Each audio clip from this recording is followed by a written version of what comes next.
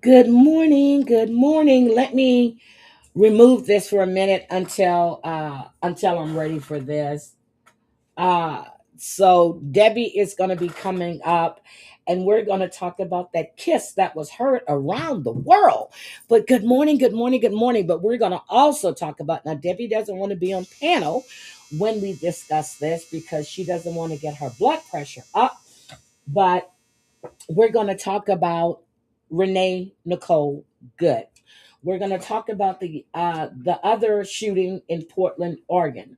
We're going to talk about ICE going to a school right after they shot and killed Renee Nicole Good. Good morning. Good morning. Hi, Gamecock. Hi, good. Hi, well, hi, Marty Marty. Hi, Savage. I hope you're feeling better. Um, I understand Muggsy was sick too, and I see Muggsy here. Muggsy, you're not on IG anymore. Good morning. Good morning, Chantel. Black Cat Music, I just saw your post. You have a good looking son. Good morning, good morning, good morning. Hi Shyla, good morning. Um, I've been up since 4:30. I put my turkey wings in the oven because I felt like turkey wings today. I'm going to cook that and then I'm going to run out for a little bit. We didn't get any more snow yesterday, and I'm sorry, my dryer is going off. I told you guys I've been up for quite some time. So I did laundry and everything. So um I just have to do towels and stuff. And Debbie is here. So I just had to do some towels and stuff and wanted to knock that out and get that done. So, okay, Debbie is trying to join. And hi, my Hi. girl. Good Sorry about that morning. just now. I don't know what happened. Morning. Hi, Shyla. Hi, avoiding eye contact. Hi, Wisco Gal. I just explained to them. Well, I was just telling them I can't. You've been sick since Christmas, Muggsy. Hi, Angel of Goodness. Good morning. Good morning. I was in flavors for a little while last night when she was on Rumble, but I fell asleep. Y'all gotta stop going live so late. Either that or I'm gonna have to start drinking and staying up. Good morning, my beautiful sister. I just saw your beautiful face on Facebook that you posted yesterday morning. So anyway, I was telling them that you don't want to get your blood pressure up. I didn't tell them that you hadn't seen that video of Renee Good. And that, well, I'm not even going to say, but they tried to do an AI too. But anyway, Mhm. the lies that are coming out. Good morning, my Just Beetle. Going to be running, talk to you later. Okay, sister, love you. Are we still going to go live on TikTok later on? We're supposed to be doing a dating show on TikTok. Chantel said it's been nice here. I haven't went outside today. I went out yesterday for a little bit. I had to run to the meat market to get my turkey wings, and I was going to cook them yesterday. And I said, you know what? I'm not really hungry, so I woke up with turkey wings in my head. So I had them marinating since yesterday. Hi, sweets and Mhm. beyond. How are you? Um, Yes, Muggsy has really been missed. He has been missed.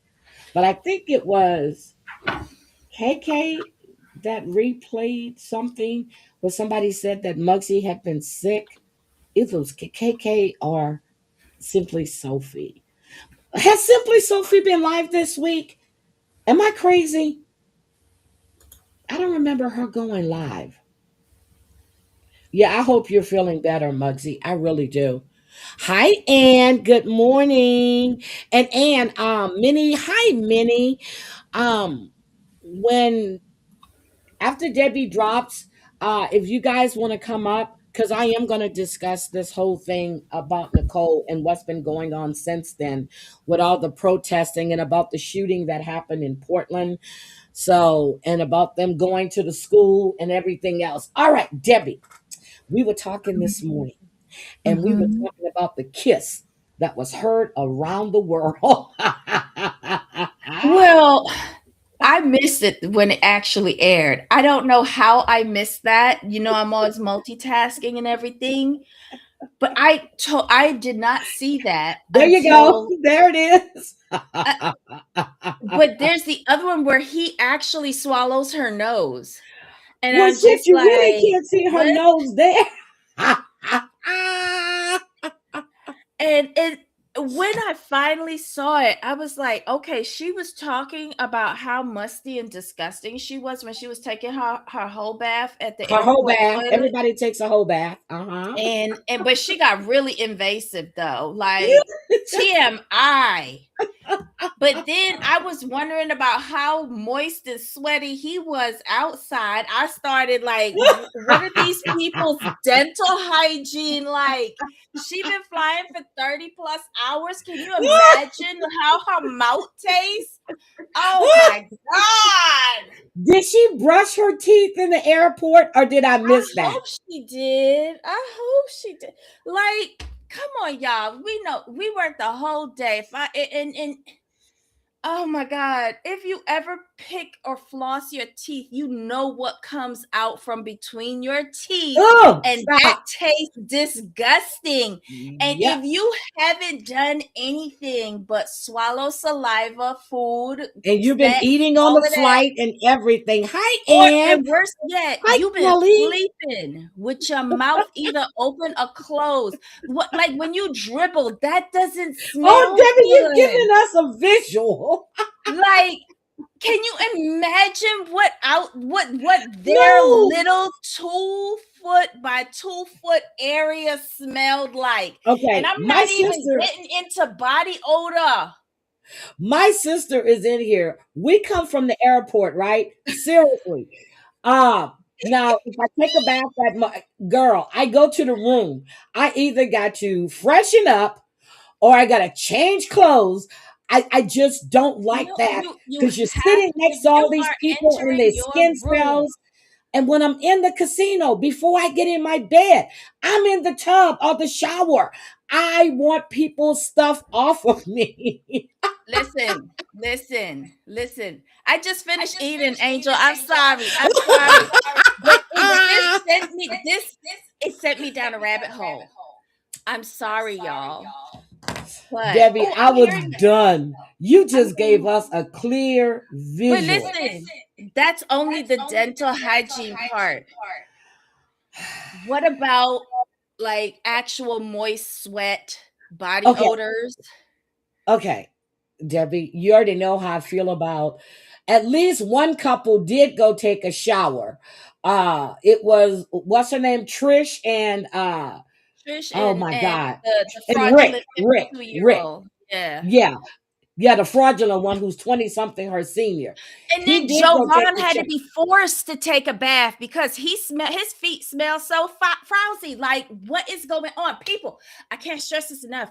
When you come from the airport and you get into your hotel room, the place where you staying, under the bridge, whatever, you have to wash the airport off of you. Yep. You have to. You I have don't to. get it. You I have to. mean, There are so many germs flying through that damn airport. It's not even funny. it's not Nope. even that. It's your own body. Like, you've been traveling for a prolonged period of time and Yes. utilizing chairs that have been utilized by billions of people of questionable hygiene And Debbie, practices. so I used to go into the lounges, right? And Mhm. then they made them so far away from the terminal that you're flying out of. Okay. Mhm. So Mhm. now, and I still carry wet wipes. I wipe down the seats. If I'm sitting at the counter, and like if I have my laptop or something and I traveled on business, I would wipe that down. And yes, I have to. Have But to. you know what else is good too? Now that you can take it with you, the little travel size Lysols, you can spray the seat. And if you only got one wet wipe, your Lysol wipes, wipe your tray table. They don't clean those. One Nope. time I opened it up and found baby poop on it. Listen, this is what we eat off of. You have to wipe You have to down your watch. environment. Yep, you have to. You have to. But I was looking at that now with Nigel and goddamn, what's her name? Debbie Kim. I forgot what's her name. Lisa. His Lisa. name is Daniel. Why am I saying? Oh, because we were talking about Nigel. No, we were talking about Nigel. Yeah, his name is Daniel. So Nigel took a picture with him and Matilda, and we were talking about Nigel. That's why I had Nigel in my head. So this woman has been married to two women in a span of 20 years.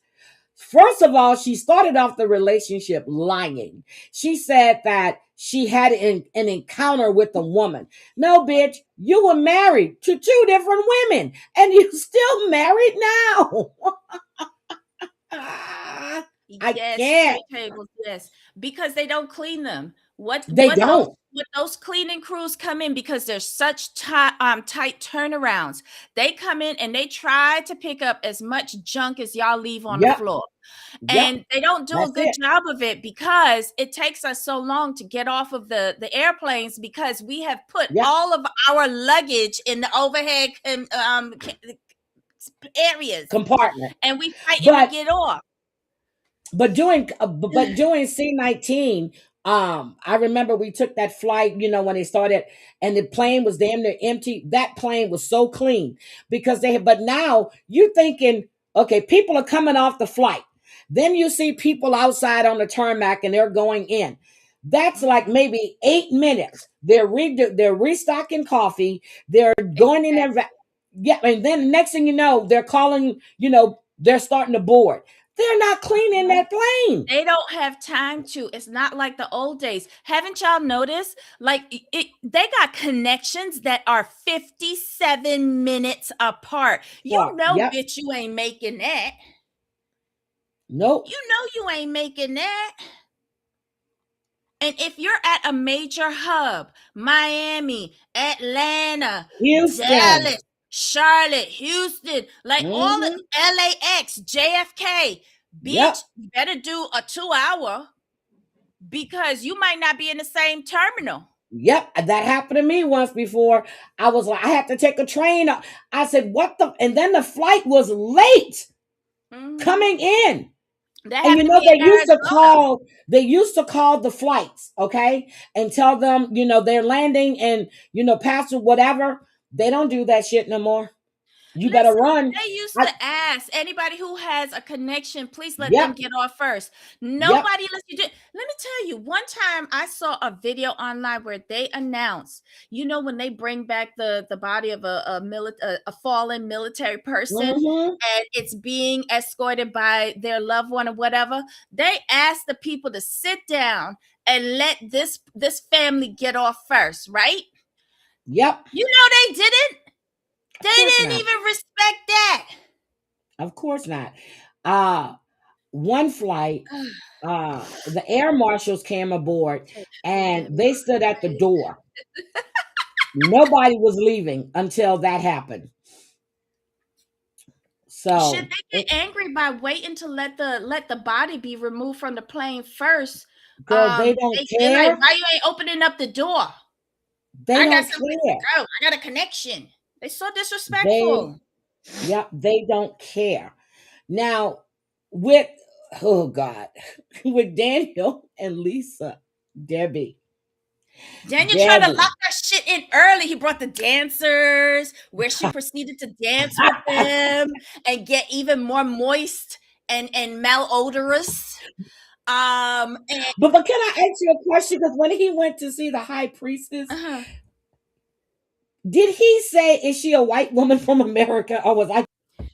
Everybody in that tribe know that he is dating a white woman from America. How else did he get the generator? Oh, good. Wait, what? What? Everybody know that he is being supported by several white women from several different locations. Hi, Erica.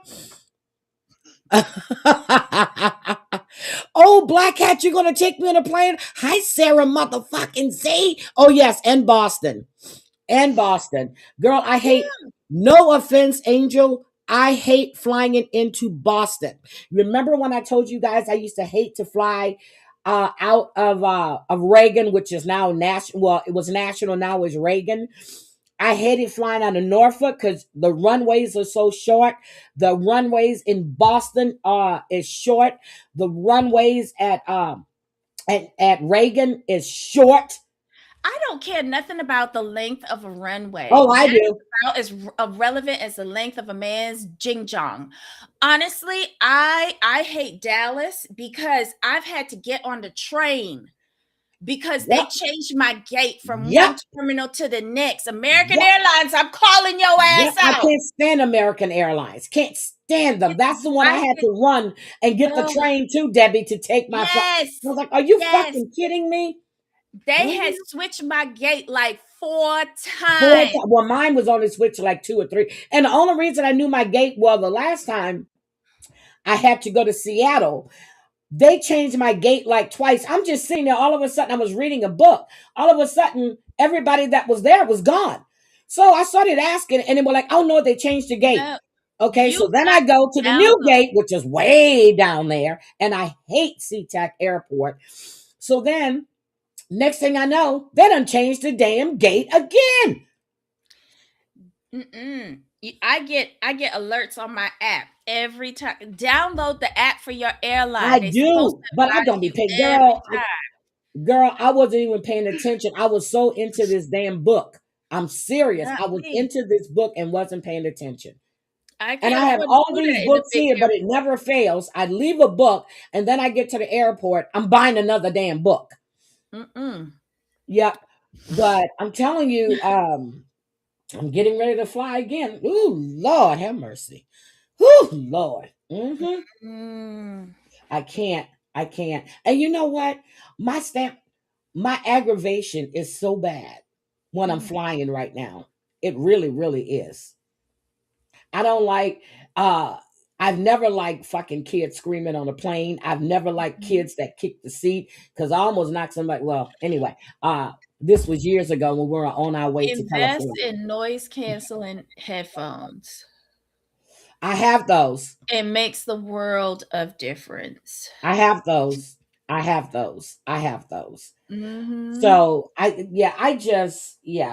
am not really a fan of. And then when the flight is really crowded too, oh Lord, I'm just like, oh, can we just take off and Every go? flight now is crowded. Every single one. Because American Airlines be I don't consolidating fly flights. American anymore. I can't I stand do American because that Airlines. it gets me to where I need to go for work. And then the points get me to where I need to go for pleasure. So I that was my airline, and yes, then I loved United and Continental. Continental, and now it's United. Yeah. So I like United. I do not like American, and I do not like Delta. I can't stand Delta. All right, so We did. Debbie, Uh-huh. let's get to this 90-day stuff. Uh-huh. So what do we think about Lisa and Daniel? Um, okay. I What? like, wait, hold on. Let me see if I can get this picture up. I saw you were in Washington, Black Hat. I saw that the airport in Monton is awful. Oh, I hated flying into Greenville, Mississippi. Never flew into Mississippi. If I went to Mississippi, I drove. Let's see. I saw you were here and you thought that you were going to get to see me. Mm-mm. What is this? Why can't I see this picture? You get me Did you out see when he lunch or go swallowed her have drinks, spin? have dinner. Wait, let me see if I can open this. Save image.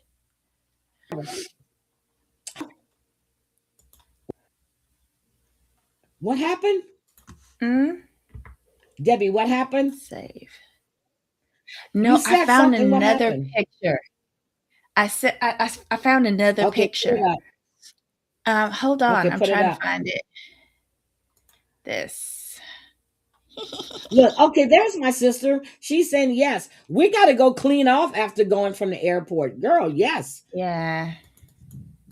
Okay, I was listening to political debates last night and the excuse, girl, girl, the excuses they're making for this and the lies they're telling. Oh, yeah, there it is. That's just a different ink. He is all over her nose. Yes. It's what is he? You know when you have your baby and it's newborn and it's congested and they got the boogies up their Oh, nose stop. and like old fashioned moms just suck their No, mouth, put their no, mouth over the baby no, nose, suck out the no, boogie. no. That's what they got those little This is what he's doing to no, her. that's why I had those little that little thing that you put up the nose and suck it off. Oh, hell no. That's newfangled suction I thing. don't think my Old in grandmother the old ever school did that. days. I don't think my I grandmother know my ever mother did did that. it. I gotta ask my mama if she ever did that for us, because I'll be damn. Hell no. See, look, even Angel of Goodness saying he's sucking the boogies. Oh, hi, Kelly. Oh, no, no. Now you got me choking shit. Choking on Debbie, boogies. no. Thank you, Ann. No. And Ann, you did a great live yesterday. Girl, you had me looking on Timu for them damn cherry blossom things. And then I went and looked at I went to my second room where Kayla had she has all the things with the lights that's over her bed. And I'm like, huh, I need to move that and put that in my room. But then I said, no, I'll just move into this room for a little bit. But she has that same stuff that you put around the room. I forgot she had that in there. So, oh my This God. was just gross. Just gross. Ugh, Debbie. And she was Oh, so all Angel into says she it. carries baby wipes.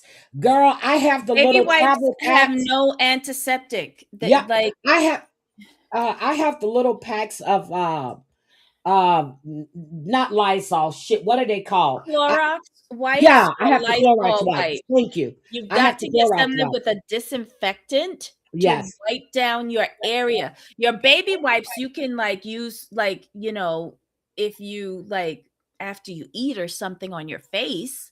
But Good I wouldn't morning, use them to Margaret. disinfect anything. Good Um, God. Yeah. How do we get into junk? You know what? Every single time we have done these things, I always think about these long flights. And Debbie, what's the first thing I always say? Aren't you going to take a shower? Did you brush your teeth? You're traveling. You're eating all this shit they're giving you. Uh, uh, uh, are we serious here? I carry my little not toothpicks. You know the dental things, mhm. um, in my purse, and yes, I have to have those. Yeah, you know what? If you carry baby wipes, carry hand sanitizer and you squirt hand sanitizer on the tray table and wipe it with the baby wipe. Yeah. Because at least the Ooh. hand Yeah. sanitizer is like all alcohol and it would disinfect. Yeah. I hate Logan Airport. Well, I'm not gonna say I hate it. But SeaTac, they've been under construction since I fucking moved here. And the seats, the plugs in the airport, unless you're in the newer section, you're not charging shit because you plug something in, the plug falls right out. SeaTac is the Oh, worst airport I that love I have Dallas ever been in. Hi, for shit show. for charging stations and plugs. That's one thing about Dallas. And comfortable chairs because I sat in a section this San last time I was in Francisco has Dallas. a nice airport. The Oh, I don't chairs, they remember. have recliners. Well, it depends on what terminal, too. Oh, Yeah. girl, San Francisco's airport just knocks. If I have a layover, I don't mind San Francisco. No, Wait a I minute now, might Angel. I look. I what? flew into Louis B. Armstrong. Okay. Mhm. Uh, Angel, I'm from New Orleans. My sister is from New Orleans as well. That airport, girl, just walking in, especially if you're flying in like in the evening and you smelling the food, I'm like, God, this is home. No, it's But been a long time since I've been to the NOLA. airport I to don't me remember it. now, as much my first time flying into New Orleans was from here when my dad had to have that surgery after his heart attack. Other than Mhm. that, I have never flown. Mama used to fly from Houston to New Ha. Orleans all the time, which was like 30 minutes. I would What fly is from Houston to San Antonio. okay. You get up and then you get back down. My first time flying in there was 2 years ago. Other than that, I would drive home. I was in Houston. Yeah. And even when I was on the Hi, East Michelle. Coast, Nate didn't like to fly. So we would drive from Virginia Beach to New Orleans. And then uh, if mama didn't come to if mama didn't come to New Orleans, I would go to Houston. But Okay. yes. Angel has a valid point here. They warn against charging stations in the airports. I do not plug my phone directly into any charging station or back of the seat charger or anything like that. I plug in my charging block and Yep. charge that up, and then I charge my devices from the block. And Yep. then I also have a magnet one that sticks on the back of my phone. So I Well, I have have a portable charger that is it's a 48 or 70, and I charge it before I leave. Mhm. And if my phone is that's what I plug my phone into. Because Correct. I bought that because I realized when I'm in the air, a lot of times the charging, like the plugs and stuff are not working. So I Correct. said, fuck that. So I have, was it two? I have two portable chargers. Yeah. Yeah, I Hmm. do well. So, because you're using multiple devices, so I get the one that sticks on the back of my cell phone, and then I have my charging block, um, so that I can charge other things like my headphones, Yep. iPad, whatever. Debbie, Uh, have you noticed in the not the airports, in the hotel rooms, there are mhm. not that many outlets anymore. They got the charging things and the lamps, or Right. they don't have that many outlets anymore in the hotel No, rooms. no, they don't. Even in the new construction, the new builds, Yes. they don't have many outlets, and they're putting in chargers, the Yep. USB or BC USB. Yep. charging ports. And this is why I've told you I have a travel extension cord that Yep. has electrical outlets plus USB, USC. And if you're traveling overseas, you take your adapter and Adapter. Yep. your power converter, and you plug your extension cord in there, and you can charge multiple items without blowing them up. So I have a lot of gadgets that I travel with to make things easier. I'm gonna take We the always first carry a time power going to bank with you to charge Germany. your devices. Now, remember, they're cutting down on these power banks. I don't know how much longer we're gonna. Well, we already can't send them into check luggage. And now the requirements are that if you are using your power banks, your power blocks, or anything like that, you have to use them in clear sight. They cannot be put in the overhead compartment. They have to be kept in your underseat personal item. And when you are using them, they have to be on the tray table in clear sight in case they blow up.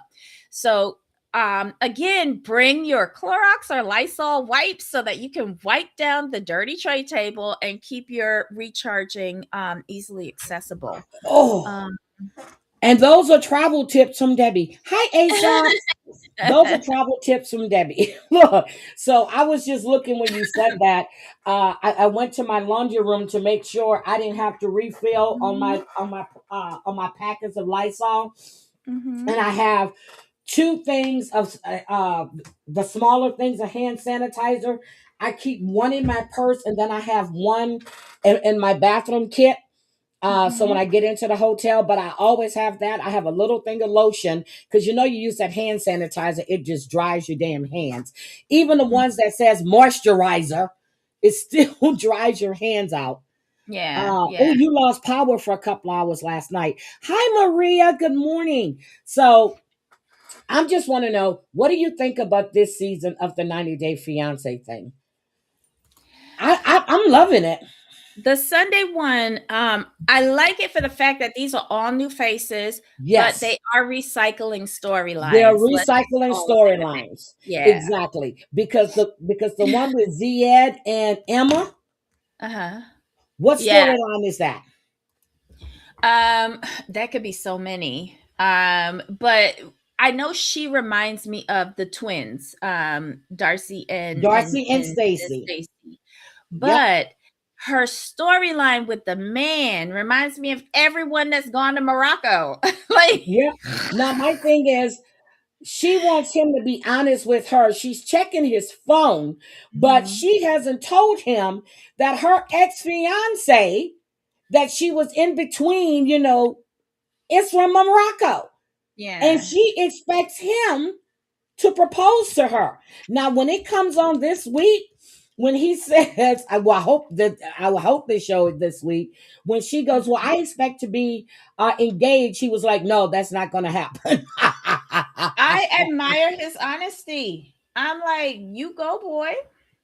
Mhm. He says he can look in her eyes and see she is lying. Ooh. Mm. Now, I don't that wig. Now she reminds me of Sophie, Rob's ex-wife, or his estranged wife, with that fucked up wig she has on her head. She really thinks I think she tries to be like one of them damn Kardashians. Mhm. Her sister has a natural beauty. Her brother is good looking. This girl just overdo it to me. She comes across as fake, insecure and fake. Mm-mm-mm. That's the way she comes across to me. Insecure and fake. Now, you want to sleep with this man, you don't know him. Again, reminds me of Love After Lockup. They come out of prison, they go straight to the hotel or go to Spain, got the kids calling them daddy, and then y'all jumping in a bed and fucking. At least, at least Lisa bought condoms. Shit. Lisa was a whole after school special on so many different. You want to screw somebody that you don't know. That when Rick and Trish, when he was saying the shit he was doing in the airport, I'm like, oh, that's a turn off for me. Oh, then again, I would not be with somebody like him anyway. He is, yeah, he no, I wouldn't even look at him twice. No.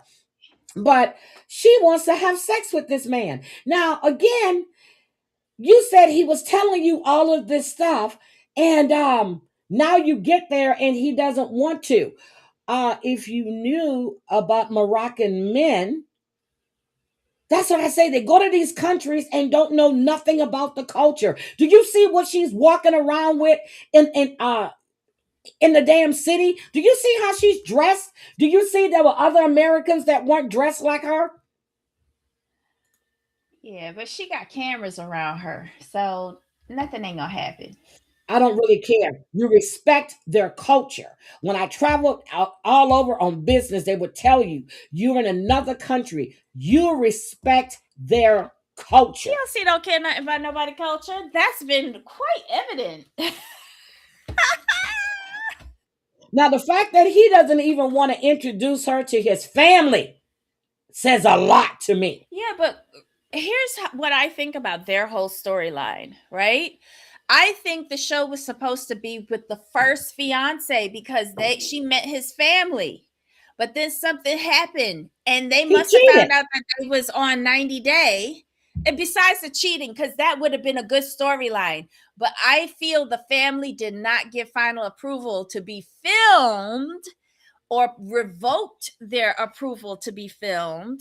And Ooh. that's why she had a backup all the time because her goal is to get social media famous. So she's just using these guys to get what she wants, which is to be on TV. Oh God. And she had numerous men. We only know about the first fiance and this one that she had on backup.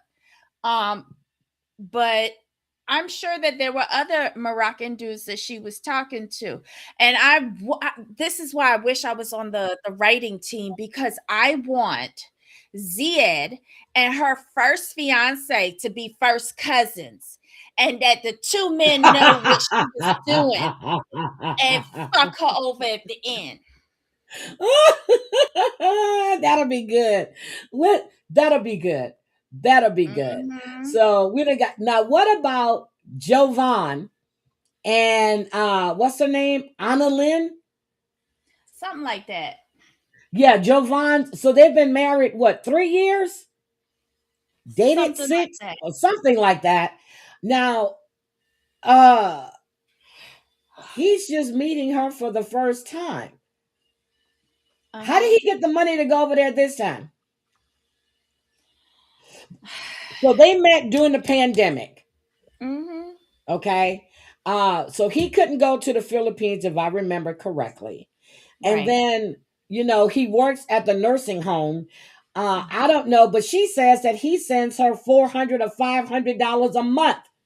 So why didn't you take that money that you were sending her? Because, the time difference, she can't work. What, bitch? What? She can work because she's educated. She had a job, but she Thank wanted to be you. on Yep. his time zone. No, sweetheart. Get it, like, sell snacks out of your house like how your mom do. Yeah, mama got the store and she lives next door to her mama. Mm-hmm.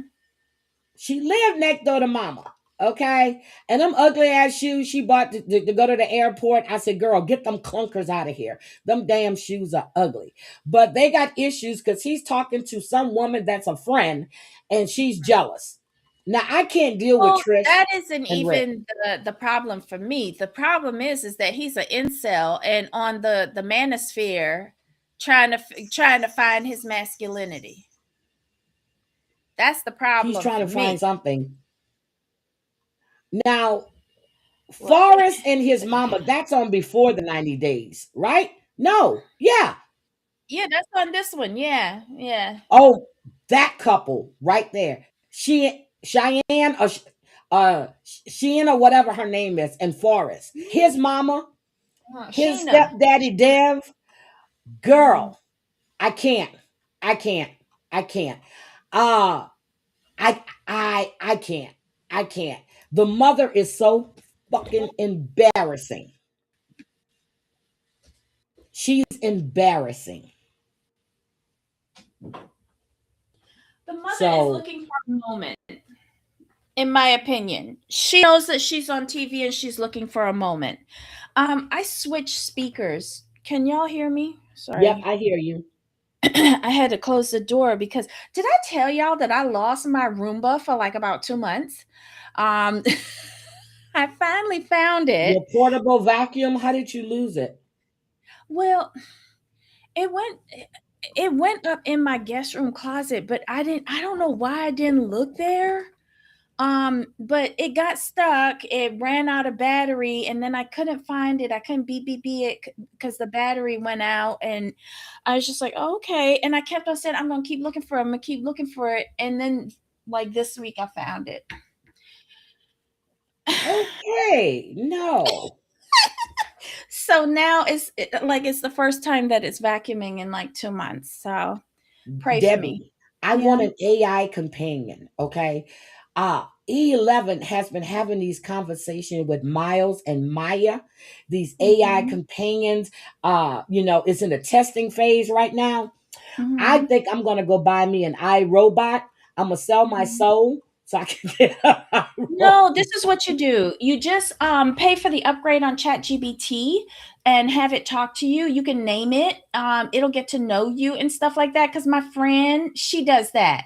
I can't remember what ghetto name she gave him, but she gave him a really nice voice. You get all the tingles and stuff. And Uh-huh. he's very suggestive and flirty with her. I find it inappropriate to listen to their conversations. But yeah, you could start there. And that's like Uh, $20 a month. that was really a joke. Okay. Uh, Mine was not a joke. I have listened to her conversations with her chat GBT. He is, to me, like, he's really inappropriate, right? yeah, Hmm. for me listening into it, yes. I Okay. don't like his responses. Okay, so we're gonna definitely have to upgrade Chat GPT Yeah, and have whatever him it talk is. dirty Get to a me. Why $20 can a I just month package. why can't I just go on a dating site then and find some weird guy and have him talk dirty to me because they'll probably Because show up then at your you'll door. find somebody like Daniel and you'll have your first kiss and you won't have your face anymore and you'll be Ain't nobody smelling sitting up moist. kissing. Look, I don't kiss you unless I'm really into you. That has always been my rule.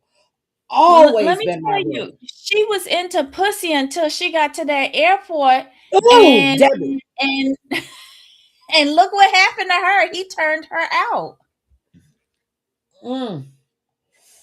Ugh. Ugh. Mm. Mm-mm. I want to see what happens when she tell him that she was married not once but twice to a woman over a span of 20 years. You've been with women. Not That's what Black I Cat want to know. Music said that'll save me $3.99 a minute. Oh, Black I'm Cat old is enough to married. know Don't what listen that to him. means. Black Cat is married. Don't listen to him. Eh.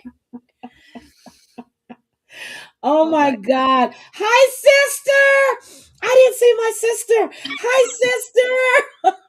God.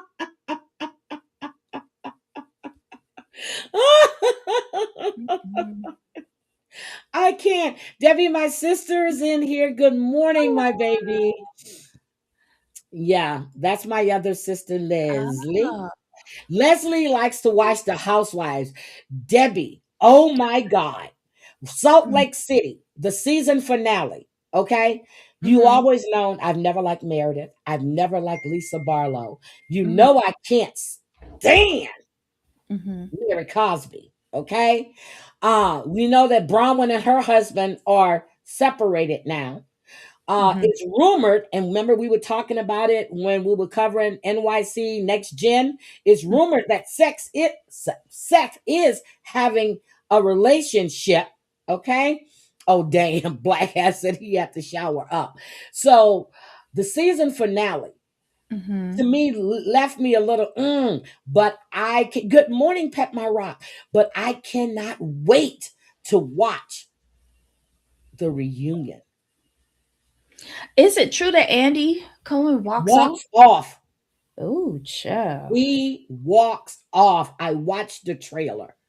And if anybody is not watching Traitors, oh my God, I watched all three seasons, well, all three episodes last night. And I Mhm. was so pissed because they voted Portia off, in case you don't know. Okay, Lisa ugly ass Renna is there with her big lips, her pot face. And I know my sister likes Lisa and she likes Kyle Richards too. But they got Mhm. so many goddamn housewives on that show, they all need to be killed off. And now you can apply as a regular person to be on Traders. Debbie, we have to go on Traders.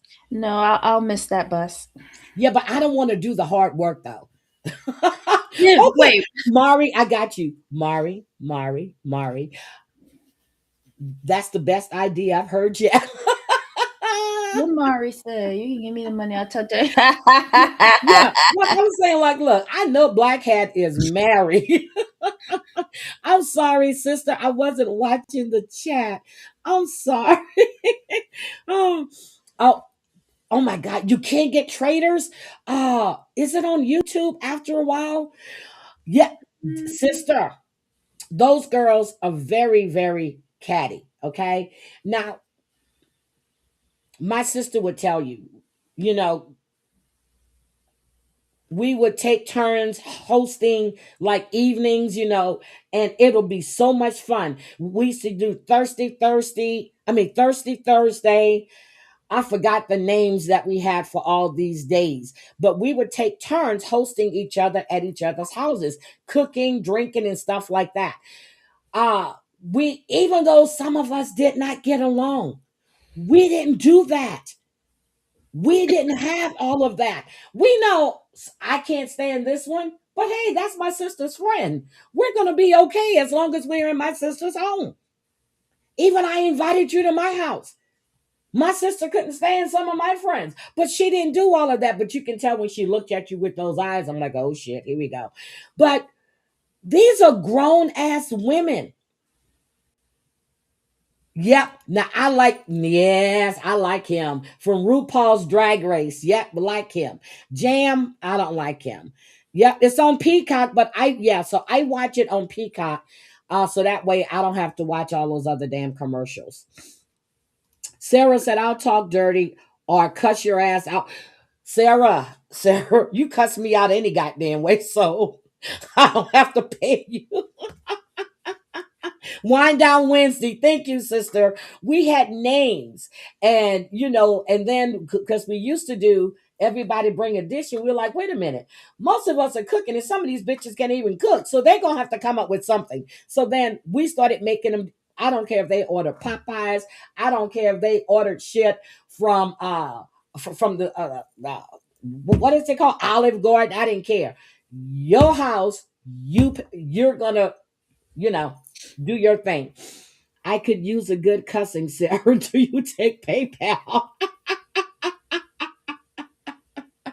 Yes, I can't wait for Cooches, but I watched it. I am ready. I am ready.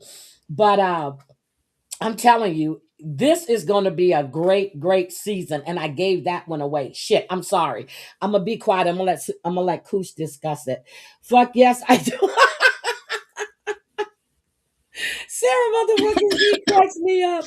She gonna curse him out for 20. uh-uh.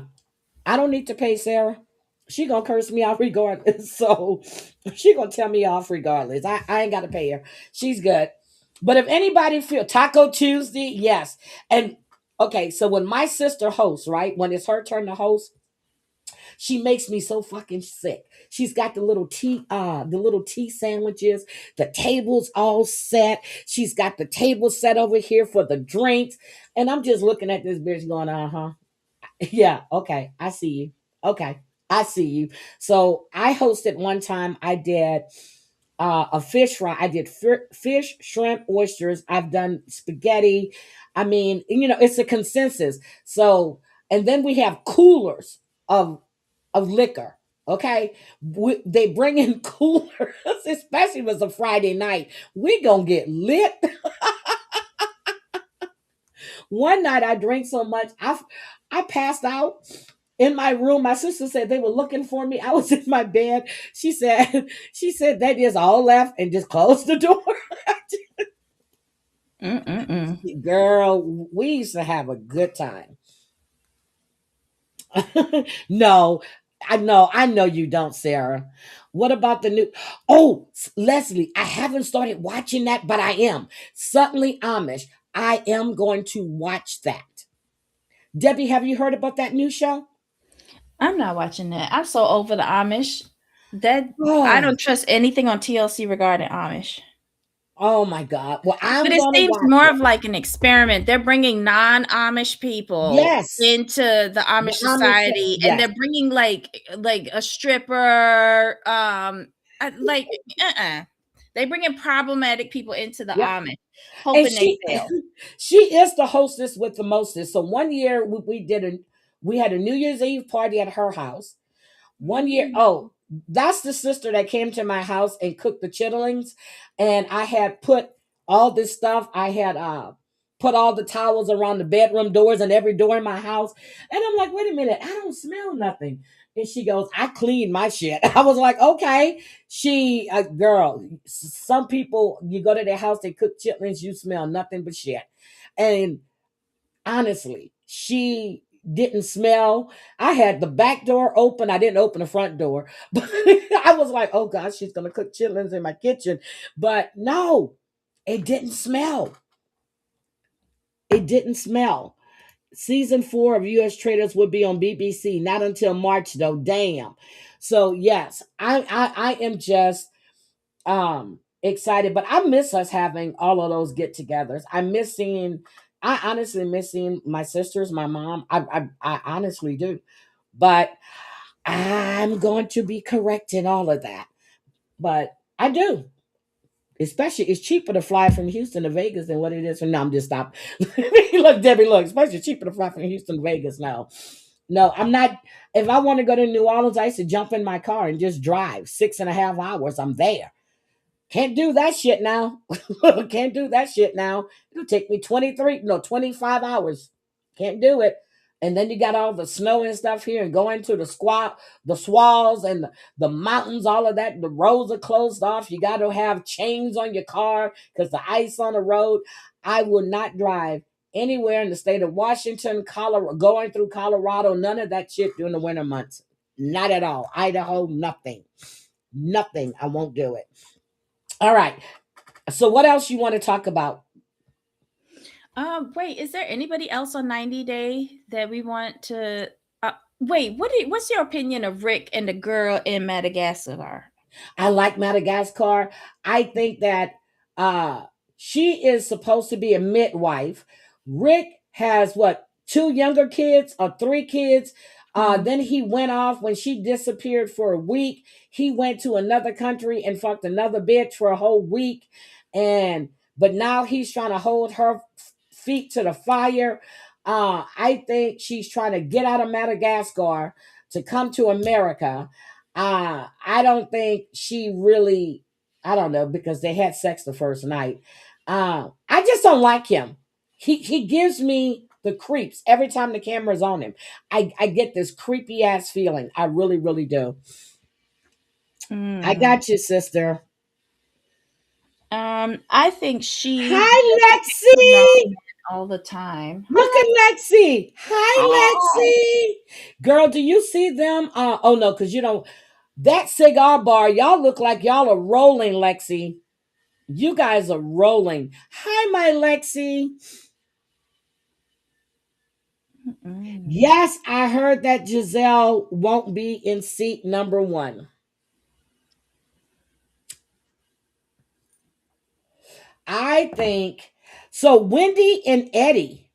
Y'all not following that story. They have little or no money. Period. They've been living a fake life all this time, which I always said the bitch was fake. Uh, I just don't like her. Now, Jasmine posted that she's serving Gino with divorce papers, right? Gino filed for divorce back in July of 2025. How you serving him when you got a court date coming up? Shut up. She could be countersuing him. You look like you're rolling. I see a lot of people be in there. What's she countersuing him for? She could countersue. It's her right. Okay. Go ahead, girl. Countersue. Or what if his divorce action expired due to no one showing up or something like that? So Their then court he's date not. is coming up. Is it this month or next month? Next month. Oh, okay. Next month. Mm-mm-mm. Lexi, I gotta come to your lounge. I really do. Just checking in on you. Love you. I have to go finish. Leslie, ooh, that sounds good. Increase egg bacon. Oh, that sounds good. Ooh. I'm cooking turkey wings this morning and I smell them. Y'all know I cook early. Timelines are off. I know. Thank Lexi. I don't think you want to come up, but if you want to come up and give me the timeline, I think I have some of it. But yeah, I haven't talked to my girl in a while either. Haven't talked to her in a while. Yeah. What's the scoop, Lexi? Come on up and tell me.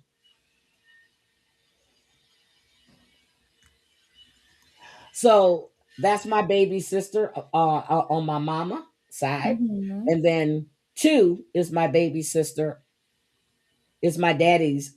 That's my baby sister from my daddy. Mm. Ah, so I got two baby sisters. Nice. Two baby sisters. I'm driving. Me. Oh.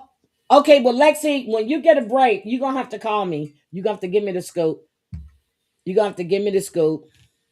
I want to know. I was just thinking too. I was looking at my IG. I said, "Damn, I haven't talked to her." Not you, Lexi. I was talking about my girl. I hadn't talked to her in a while. Yeah, we can chat offline. Because you remember, I was going to call her because I had a few questions with Gina so she can get Gina on the phone.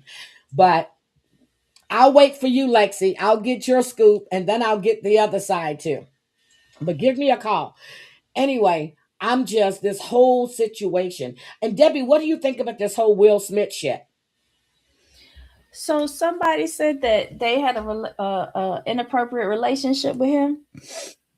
No, they're saying that Will Hmm. sexually harassed him, the violinist, but he can't say it was Will. He said that somebody came into his hotel room and Mhm. left uh girl, they had everything in a kit but baby oil. Okay, so he's saying that it was Will, but there's no evidence there's Will. So he complained to the management company. They told him they were going in a different direction, and they hired another violinist. So now he's suing for loss of income and sexual harassment. So this was a violinist for a event or movie. For Like, Will Smith's tour. wait, Will Smith still tours? Yes, he does. Oh wow! He tours overseas all the time. And he needs a All right, violinist. Lexi. Of course he does. Will Smith needs everything. He's Will A Smith. violinist would have been on stage or in the guest room. On stage, Debbie. He was on stage. Wait, am I not remembering what Will Smith actually performs? Like he's a rapper. Like, what does he need a violinist for? I That don't was know, but he had one. He had one. okay. And then we got the shit with Tyler Perry. And not the Mhm. second lawsuit. We got Mario Rodriguez. And then the first one was Derek Dixon. I said, where there's smoke, there's fire. Mm-mm-mm. So, all right. Is there anything else we want to talk about 90 Day? Because I know you don't want to be up here when I'm talking about this damn shooting.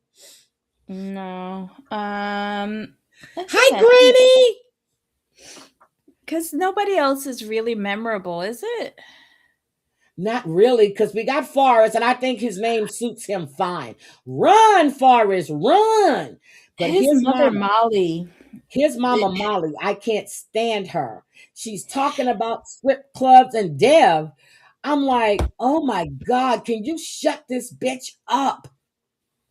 Well, He what just I find disturbing is that the edit on Sheena, like they are making her yep. shady, sympathetic. Like it's a yo-yo with her how they're editing her. And I don't know, that maybe this is just my personal preference, but Sheena, you a whole big hardback 40 years old and you dealing with this on the spectrum 30 something year old. Is he in his 30s? But he's younger than her and it makes He's no younger sense than her. to me. He's broke because he obviously doesn't have any money because him and his mom are trying to control what you do with your money. What's your money? Yep. And he I'm has his own house. So who's paying for that house that he's in with all this probably on electronic shit? disability. He's probably on disability because Molly looks like she knows how to work the system. I don't like Forrest. I don't like Molly. I can barely tolerate Dev with the two words that he has said. Um, Sheena, I feel like I'm gonna be pro Sheena parents. I feel like we gonna be fighting because like when they said that Oh, we Sheena's forgot another parents couple said too. that they could stay with them if they paid rent, I was like, yes. I love these parents. Sheena parents need to come on my TV screen so I can Yep. be on their side. Now I can't wait till he. Now we forgot the other couple. I wrote the name Lauren and Birkin. Lauren is the overweight woman that Laura Birkin. Laura that went to Yeah. Turkey to meet Uh-huh. Birkin. Don't you think it's strange that Birkin is talking about his debt and he's quoting all of this shit from Nietzsche, and this dumb bitch is falling for it. I'm sorry. Okay. You know who Burkhan remind me of? Who? The guy from Seeking Sister Wife, Nick. Yes. he Yes. sat around on other people's sofas and reading all of these Yes. philosophy books, and then starts quoting it, but with a vacant stare, like he doesn't really understand what he's. But Laura is one of many women that are supporting his couch surfing lifestyle. So Yeah, because he don't even have his own place. No, and he's in massive debt. Oh my God. And when girl, I can't wait to see that episode. I'm like, you're bringing up your debt, and this woman flew over there. She's going to have this surgery. Oh my God. Yeah, I wouldn't have taken off my clothes at all. But especially, yeah. But again, she's stupid. You are He's there not attracted to her at all. He's not. And I don't understand why. And what killed me is when she came on and said, once y'all cameras left, we started making out. Bitch, I wish he would have. If that was me and you couldn't show me an ounce of consideration when the camera was up, but then want to tweedle my twaddle after the cameras left. Yep. You wouldn't have been waking up the next morning. Nope. I feel that she's got the guy with the fucked up nose. I don't know what happened to his nose, but it's the birth defect. Okay. But yeah, I don't think Laura needs to see. And when she was going to the airport and her mother told her exactly what she had to say, I said, tell her again, mama. Tell her again. You're stupid. That man is not interested in you at all. And I thought she was going to meet some kind of good look. Do you see this ugly motherfucker? Oh my God, with his shark teeth. Yes. Mm-mm. But you know what really bothered me? When Molly was sitting there talking to Sheena and questioning her, I'm like, why are you all up in this relationship? Let Forrest, but I was so happy he told her she needs to stop now. But he doesn't step up soon enough. Yep. He lets his mom go in on Sheena. And Sheena sit there and don't say nothing. She playing the sympathy card. And after the mother done throw all of her knives at Sheena, he'll then say, he'll remember he got to sniff that puss tonight and then go, Mom, you're overstepping your boundaries. Like, fuck no. But we know from the beginning. But we know in that culture, they take care of their elderly parents, or they take care of the parents because the parents have taken care of you. Correct. They take care of their parents. She said that she's sneaking giving. She's not sneaking shit. It's her money. She's living in their home. Thank you. She's got to pay something. I can't stand Molly. I really, really can't stand Molly. Molly's making it difficult for everybody. But that's what she wants to do. She wants her moment. Dev just sits there and stares out into space. I'm like, oh my God, I just can't. Then she was talking about, that morning in the cab, you're talking about, I heard did you guys do? I'm like, what the fuck am I watching here? You think I'm gonna ask my sons, did you guys do last night? Did you? Because if you want to talk about it, I can walk you through it.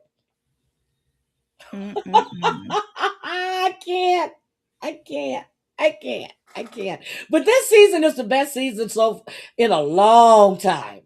So I'm enjoying it.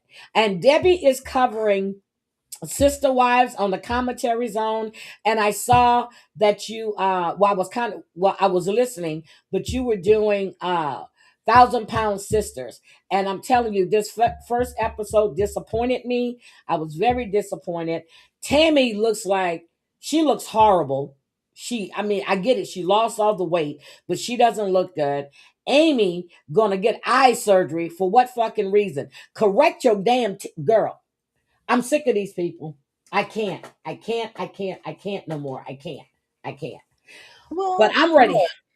I've said, I was saying it before, but now that I've seen the first episode of Thousand Pound Sisters, I Mhm. truly feel like last season was supposed to be The Amy's last wedding, season?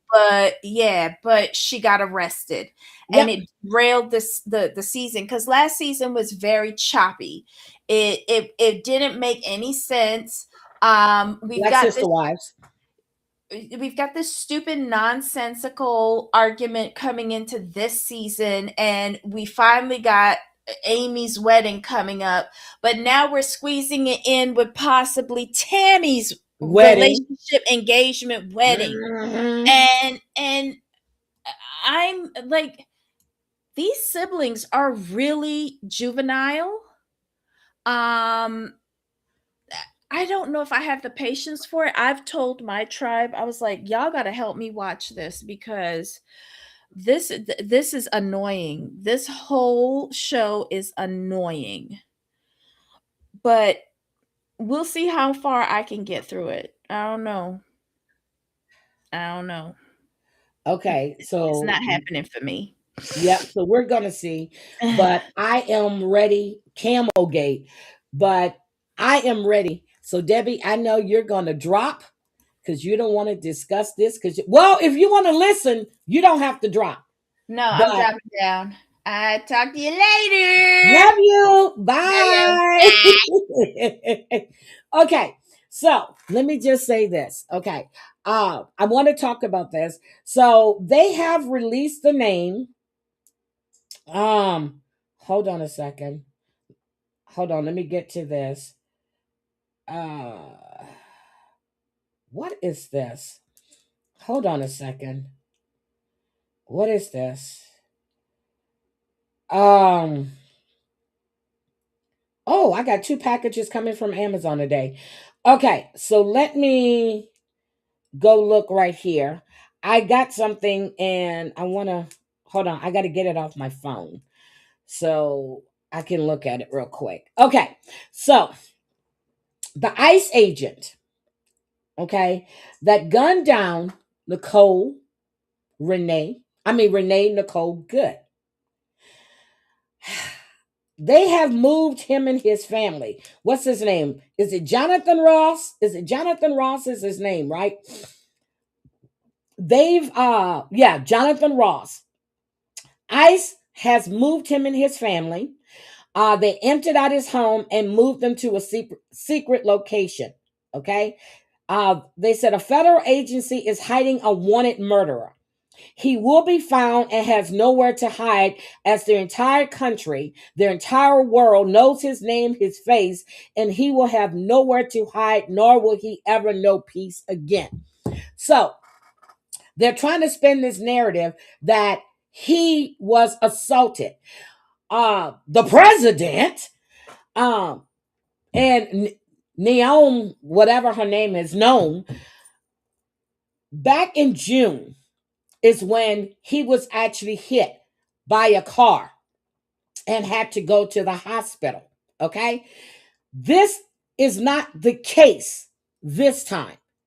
They are trying to spin Have an update a on the breaking narrative. news out of Minneapolis. Joining us now, I want MSNL to White get House back reporter here. Laura Barone Lopez. Laura, what I do you don't got? want to hear all of this. That's right, Katie. Some breaking news. So, two sources familiar with the ongoing investigation into this shooting of Renee Nicole Good told MS Now, told me and our colleague Mark Santia that the officer, the ICE officer who shot Renee Good, is a Jonathan Ross. Yep. That's his name.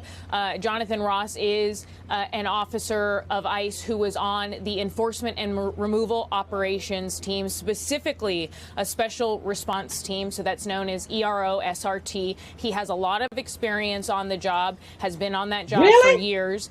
And that is according to the two sources who confirmed that to us. Now, DHS did not immediately respond to any requests for comment about this identification that the officer That's who his shot name, Renee Good is Jonathan Ross. Ross. Now, I should add, Katie, that DHS Secretary Kristi Noem had talked about the officer without naming him, saying that he is someone who is experienced. She said, and that's how they found him. She said he almost lost his life in June, And the only reported incident in June was that incident with Jonathan Ross. There was pictures of him at the hospital showing all of his bruises and everything else. And that's how they found Jonathan Ross. Said that yesterday. He was someone who had been involved in a June incident of last year where he was, the DHS secretary said, dragged by a car when he was engaging in an arrest of an undocumented immigrant. Yep. And just today, Vice President J.D. Vance also spoke about Ross without naming him, saying that Ross was endangered in that June incident, that his life was endangered when he was dragged by a car 6 months ago, and that he had 33 stitches put in his leg. And Jonathan Ross is named in that court case that has to do with the arrest and of that undocumented immigrant back in June. Katie. So that's what they did there. Let me get this down here. So let's look at this. Here we go.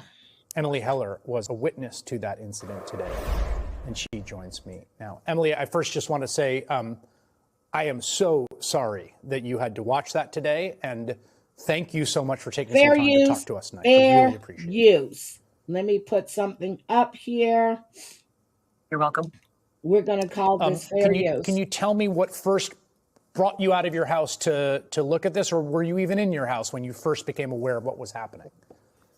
I was in my house. I was starting my breakfast, and I didn't have shoes on, but I heard the ICE whistles. My community is pretty organized around ICE raids, so when they see them happening, people gather and blow whistles to alert the community. People come out, and so the whistles did their job. I came out onto my front porch, and there was a woman who was a protester. She was blocking traffic with her car. She was parked perpendicularly. So the like convoy, there was probably 6 or 7 ICE vehicles. So she had blocked the traffic so they couldn't get through. And ICE was screaming at her to move. And then they got really aggressive and went over to her driver's side door and tried to open her door, and then she obviously got spooked and started to reverse. And then an officer approached her and leaned across, like got in front of her vehicle, and then leaned across the hood of her car and shot her point blank in the face. It was 3 or 4 shots, and then her her foot just went all the way down on the gas, and she tried to escape, and then hit a telephone pole and crashed into some cars. Were there a lot of other people? You said they were blowing whistles, which has become a tool of folks who are doing ICE monitoring around the country, I think starting in Los Angeles. Were there a bunch of people on your block who were outside witnessing this at this point? Yeah, so neighbors had come out, but there was only, I feel like there were only like 10 protesters or so. And then, but there were a lot of ICE agents. There were, like I said, like 6 or 7 vehicles, and they all had multiple officers in them. So it was dispersed, but it was extremely chaotic. It didn't seem like the ICE agents knew what they were doing. There was no plan. There was no, I like the rain. Yeah, there was, they didn't have a plan. They just, they seemed totally unprepared. I want to ask you what happened after the shooting, but one more question just about the context here.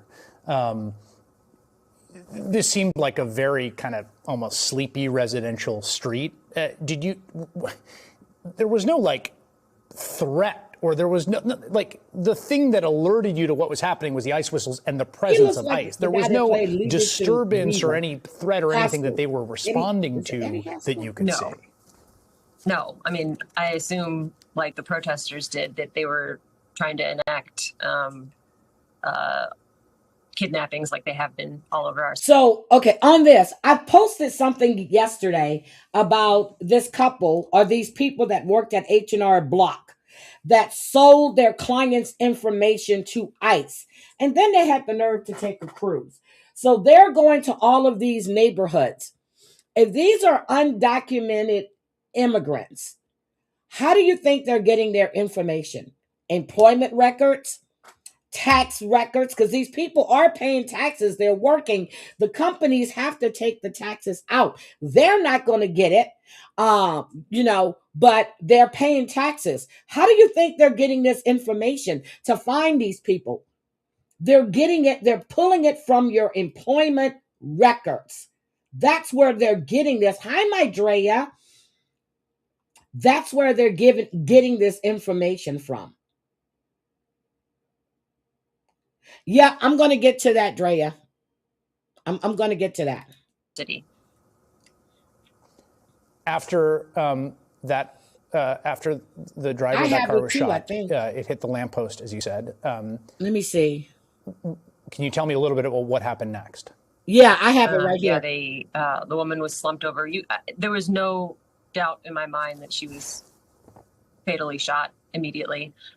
So she was slumped over in her vehicle. You can see her slumped over. You see the blood, and then they actually drug her out the car and laid her on the ice, on the snow. There was, I assume, a neighbor.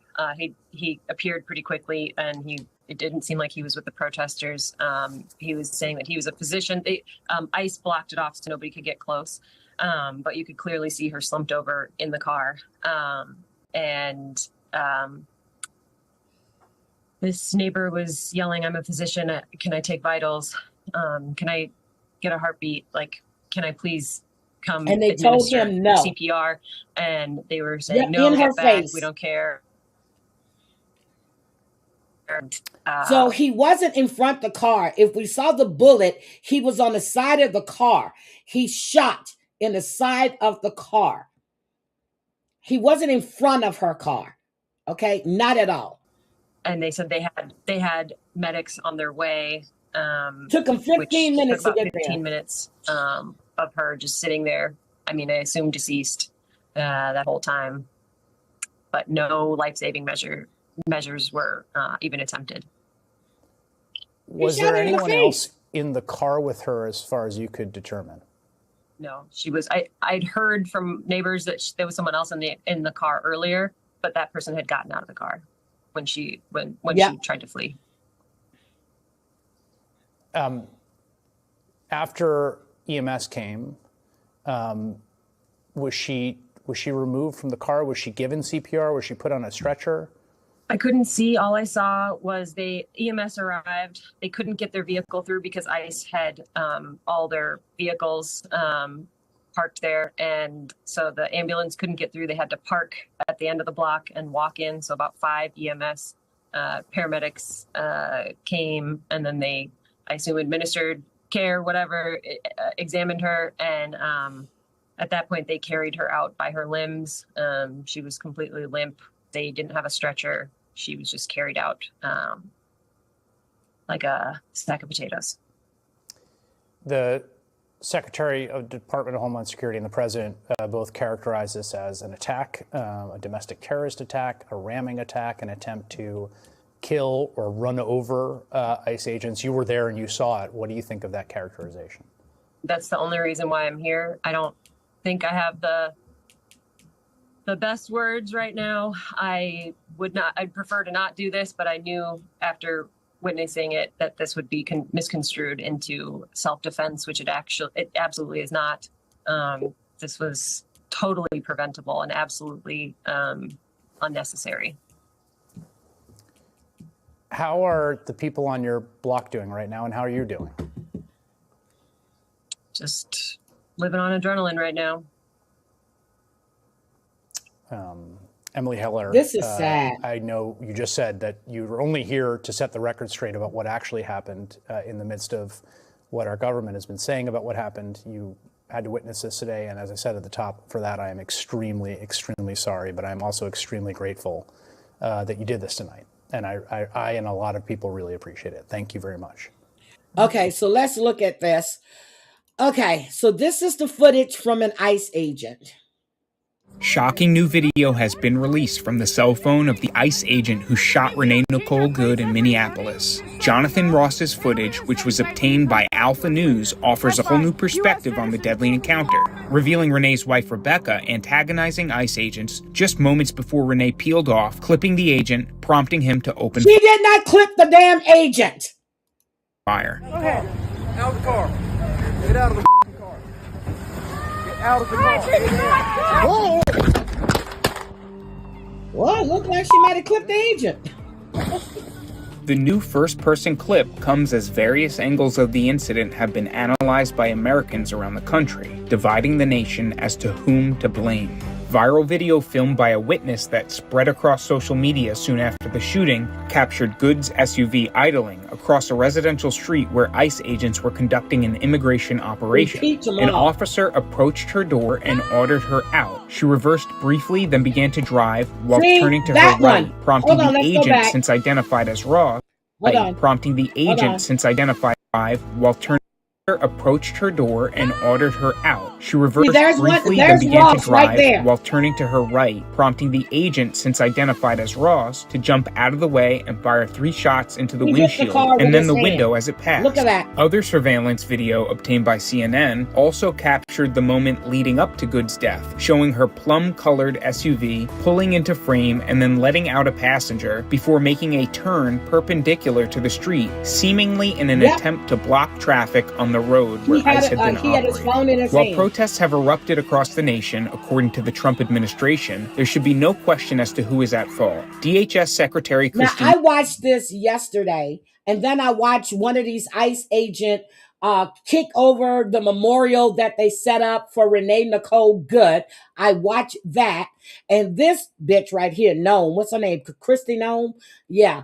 She needs to take a seat somewhere. Sit all the way down. Nome said the officer, a 10-year veteran of the agency, had acted in self-defense and was justified in opening fire, and that Good was part of a mob of agitators attempting to thwart ICE's efforts in enforcing President Trump's immigration crackdown. Vice President Vance firmly echoed that message in a press briefing on Thursday, January 8th. The reason this woman is dead is because she tried to ram somebody with her car, and that guy acted That was not the fucking truth.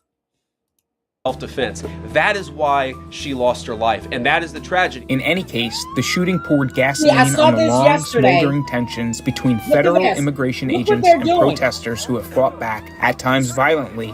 So now they have tear gas. I saw this yesterday. Look what they're against doing. the presence of agencies like ICE enforcing the law in their communities. They were kicking people. They were knocking people to the ground. Hold on a second. They were knocking people to the ground. Hold on a second. Did we watch that one? They were knocking people to the ground and everything. I was like sitting there watching this shit, and I'm like, oh my God. Again, you're doing this shit after all and then the shooting they had in Portland. Okay? They had a shooting in Portland where 2 people were shot.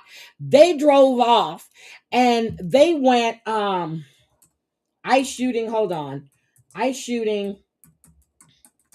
in Portland. I'm typing with my fingernails, Oregon. They went off, and here we go. 2 people were shot by a federal agent in Portland, Oregon yesterday afternoon. The Department of Homeland Security says U.S. Border Patrol agents were conducting a targeted vehicle stop against an undocumented Venezuelan immigrant affiliated with the Tren de Aragua prostitution ring and involved in a recent shooting in the city. Officials say when agents identified themselves to the people in the car, the driver attempted to run the agents over, and that's when shots were fired. Both victims, a man and a woman, were taken to the hospital where their conditions remain unknown this morning. Portland's mayor called on all ICE agents to leave the city until a full investigation is completed. Now, they identified this person, right? Hold on. They identified this person.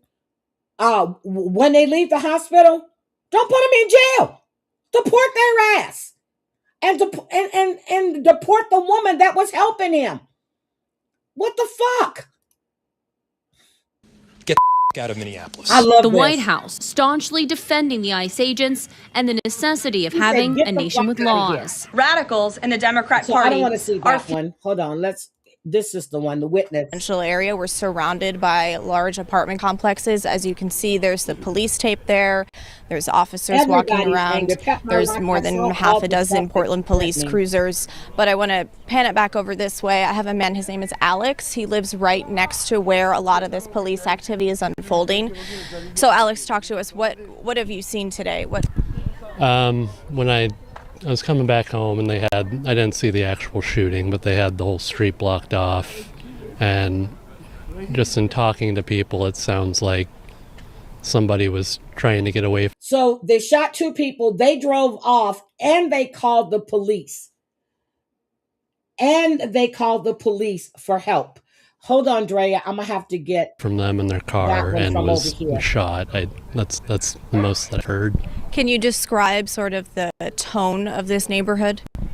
Yeah. We're all just working class Yep, I people. actually There's a lot saw of this Don immigrants. Lemon one. I think everyone around here knows that. Hold on. But they keep to themselves. They don't cause any trouble for me. I live right here. They don't touch my stuff. When I have problems, it's from U.S.-born people. How does this make you feel watching this unfold right outside your doorstep? I am beyond angry that this is happening the day after they killed that woman. Yep. Oh my God. I mean, this has gone too far. This is beyond voting. We need to do something. Like, the people need to do something. This is ridiculous. Have you seen ICE agents come into your neighborhood before? Not to this complex, but I've been kind of waiting for it. Because I had a feeling that they were going to be here at some point. I've seen them on the vision. Can you imagine if I drive out of here today? Seen them at the MAX stations. But If I drive out of here today and there's a bunch of ICE agents out there, can you imagine? Can you imagine? You're waiting for this is the first They're time they've all been on over our here in street. Spokane. What would your message I just be haven't to run these into federal them yet. agents? Get out of my city. You're not welcome here. Nope, they're not welcome. Okay. They're not Thank you, welcome. Alex. Let me We're going to keep following this and talking get with you what neighbors Drea just sent to as this me. unfolds tonight. Yep. Back to you. I saw the one on Don Lemon. Let me get you what Drea just sent to me. And then the dentist that was killed in Ohio. The rumor is now that they're saying it was her ex-husband that did that killing. So, but it's weird because a couple of weeks before then, so someone was banging on the neighbor's door and she called 911. And this went on for a few minutes. So let me get you what Drea sent to me real quick. And this is all crazy, crazy, crazy, crazy. This is Don Lemon. I'm going to call fair use, but I did see this one yesterday. Let's go ahead and play it.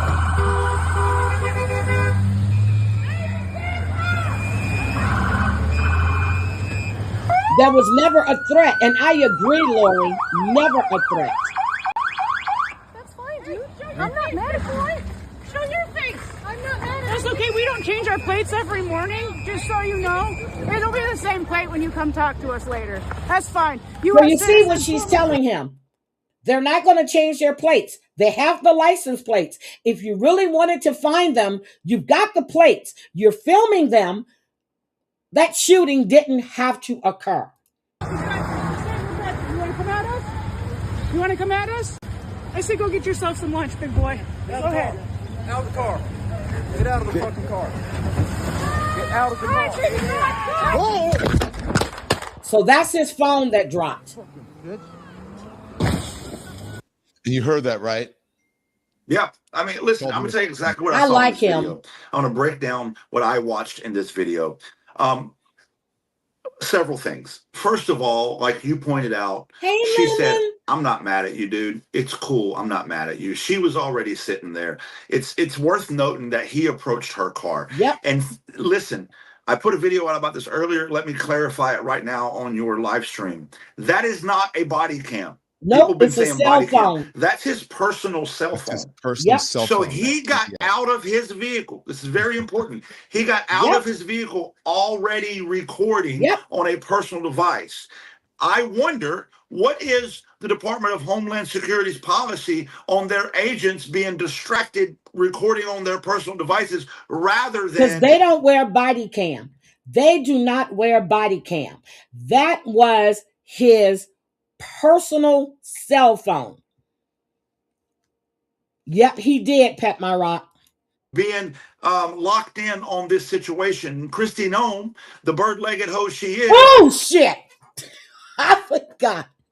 Fair use. Fair use. The bird-legged hoe she is.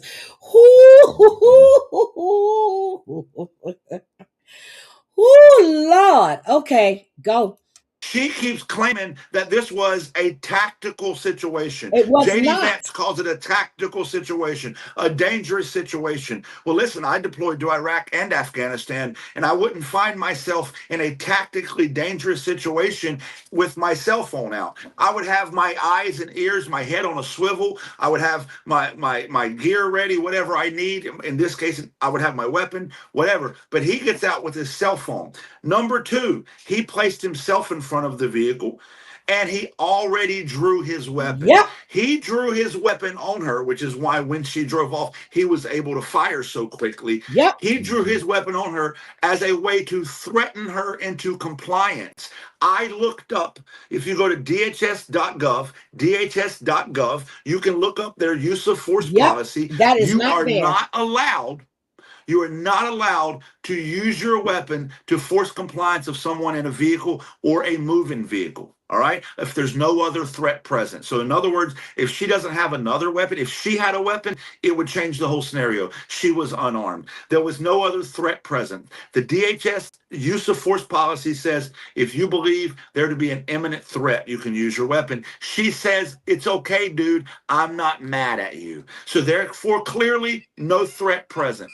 Number three, I wonder what DHS policy is, having your cell phone in one hand and your weapon in the other hand. Listen, I've handled a lot of weapons in my life. In the Army, I was an expert marksman on the M4, on the M9, on the M2, and on the M249. I was also the weapons instructor for 2 different battalions that I was in. If you couldn't pass your weapons training or your weapons qualification, you had to come see me and I trained you. I understand weapons intimately. I understand how important it is to handle your weapon properly. I understand how important proper weapons training is. And I assure you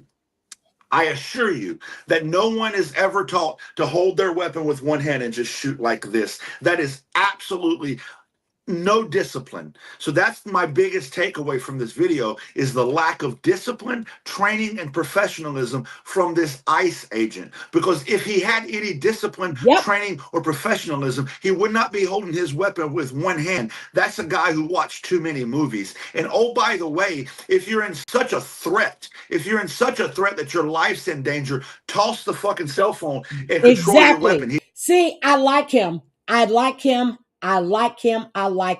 No, he's not in custody, Annabelle, Kentucky. They have moved him. They've packed up his house. If he did nothing wrong, why are you moving him? Yeah, I like Jolly. I follow Jolly on IG. I like Jolly, and he's on TikTok as well. If he did nothing wrong, why are you hiding him? Why are you hiding his family? Oh, and by the way, his wife is an immigrant. Okay? His wife, Jonathan Ross's wife, is an immigrant. Okay? And why aren't they saying that? Jonathan Ross's wife is an immigrant, people. They're not telling you that, right? He married her, let's see, and his 38-year wife, her parents are a doctor, remind me of Leah, live in the Philippines, married him in August of 2012. Okay? They lived in El Paso, Texas, in July of 2013. She also, she does a lot of cooking and stuff. They lived in a 10-house cul-de-sac And now they came in, packed them up, and they are gone. Why can't you see everyone's comments? I'm not sure. Yep, she's Filipino.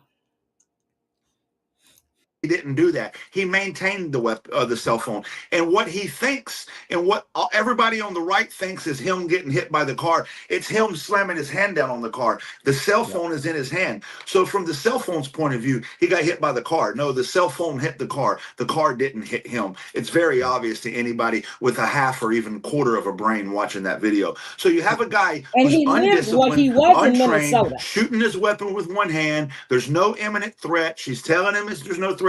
I'm not mad at you. This was murder. So, Jesse, you just said this woman is in severe crisis. She was boxed in. If you watch the whole video, she was boxed in. That's what she was boxed in. No, I said the team was boxed in. Okay, the team was boxed in by once she moved over, she pulled to the side, and then she actually waves another ICE officer past her, right? So she's in such severe crisis that she can be polite in traffic and say, you go ahead. And then you hear her actually audibly saying, I'm pulling out, right? She signals exactly what she's doing.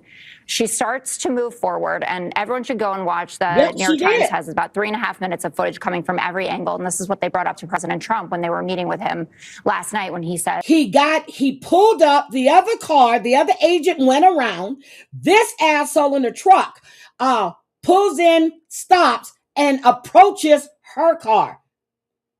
Sent you a DM with a clip of 2 young men getting picked up while at work in Target. One of them telling us that she's a U.S. citizen. Okay, let me go get it. You know, the officer, the brave officer, and after he tweeted, it's hard to believe that the officer is alive when he walked away completely unscathed. We can see that on video as but he well. was in a hospital. But the footage contradicts the administration on almost every level of what they've said. Renee Good waving the vehicle by. The officer was to the side of the car when he drew the gun. He leaned over the hood for the first shot. You can see that on the angle too. That he fired 2 more shots at arm's length on a 90-degree angle. And it almost doesn't matter, actually, what she was doing, because she didn't have another weapon.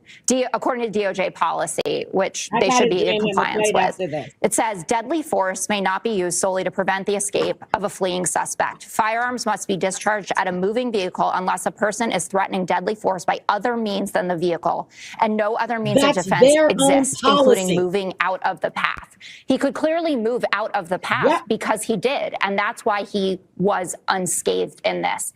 I don't know why it wasn't good enough for Secretary Noem or the president or the vice president to say, this is a tragedy. We need to investigate this. And not only do we need to investigate it, we need the FBI to work with local officials on the ground in Minnesota. And they said they're going to press charges. How is a federal agency hiding someone that's wanted for questioning? How is that possible? How is that possible? You're wanted for questioning, and they went to your house, packed up your house, and moved you someplace. You are a wanted fugitive. Which apparently they do not want to do, and Governor Walz was talking about that as well. That would have been the responsible thing to do here, and talking as if there is no potential that this officer is at fault with what happened feels like you're getting a little bit ahead of your skis, especially when there is so much footage that contradicts the story that the administration is giving. What do you say to that? 1,000% agree. I made a video yesterday. The DOJ policy that she just referenced is 1-16.000. And in that policy, which is the use of force policy, under 1-16.200, I just sent this policy, by the way, to the producer if they want to throw on the screen. But 1-16.200 is the Department of Justice's use of force policy, and specifically use of deadly force. In that policy, it says, and I quote, I'll read it to you verbatim. Here's what it says. It says, firearms may not be discharged solely to disable moving vehicles. Specifically, firearms may not be discharged at a moving vehicle unless. So specifically, you cannot fire your weapon at a moving vehicle unless the following two conditions apply. Let's look at those two conditions. Conditions number one, a person in the vehicle is threatening the officer or another person with deadly force by means other than the vehicle, which means she has to have another weapon in the vehicle to threaten the officers with. She didn't have a weapon. In fact, she was doing the opposite of threatening the officer. She said, I'm not mad at you, dude. I mean, you know, ill will. And then condition number two is the vehicle is operated in a manner that threatens to cause death or serious physical injury to the officer or others, and no other objectively reasonable means of defense appear to exist, which includes moving out of the path of the vehicle. That is their own, that is on their website. That is on their website. He did not follow their own procedures. Period. To the Department of Justice use of force policy, you cannot fire into a moving vehicle unless they have another weapon in the vehicle, or you can't get out of the path of the vehicle and have no other choice. She didn't have another weapon, and he clearly had a path to get out of the way because he did. So I made a video about this yesterday. If you look at Department of Homeland Security's use of force policy, it says pretty much the same thing. The only other addition it has is that how they word it. They worded it that the vehicle, there has to be a clear and imminent threat. And clearly there's no clear and imminent threat. There was no threat. None. No threat. So by their own policy, this was an inappropriate use of force. And per the law, if you use inappropriate force and it results in someone's death, that's murder. No. And going back to your other question, Don. Okay, we can't say that about Jonathan Ross. They said he had been on this job for years. Yep, he worked there for over 10 years. So, yeah, he should have been trained. This is not a new officer. It's not. He wasn't injured. We saw him walk away from the car, deny people to go and give her help. He wasn't in imminent danger. She wasn't trying to run him over. Not at all. What should the governor do? Regardless of what the federal government's doing, Governor Walz and the department and the Attorney General in Minnesota should charge Jonathan They are going to charge him. At a minimum manslaughter.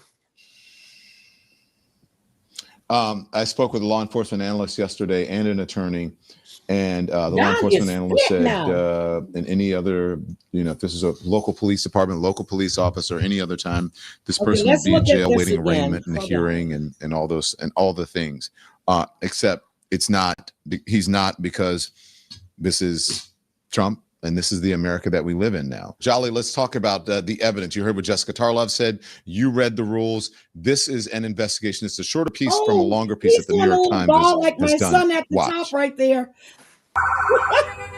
A federal agent films the scene on his phone. The driver rolls forward slightly, turning left, then stops and waves for others to go ahead. That's what she did. Two agents exit this silver pickup and walk toward the vehicle. Moments later, shots are fired.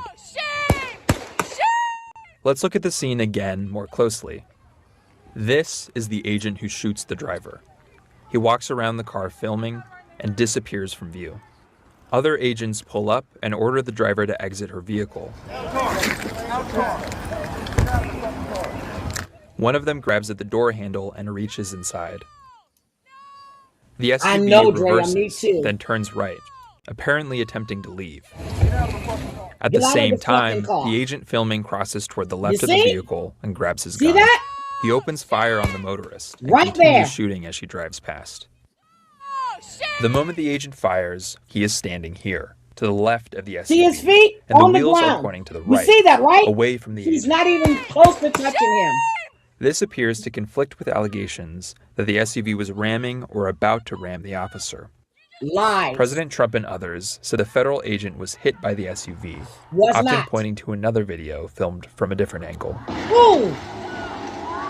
And it's true that at this moment in this grainy low-resolution footage, it does look like the agent is being struck by the SUV. But when we synchronize it with the first clip, We can see the agent is not being run over.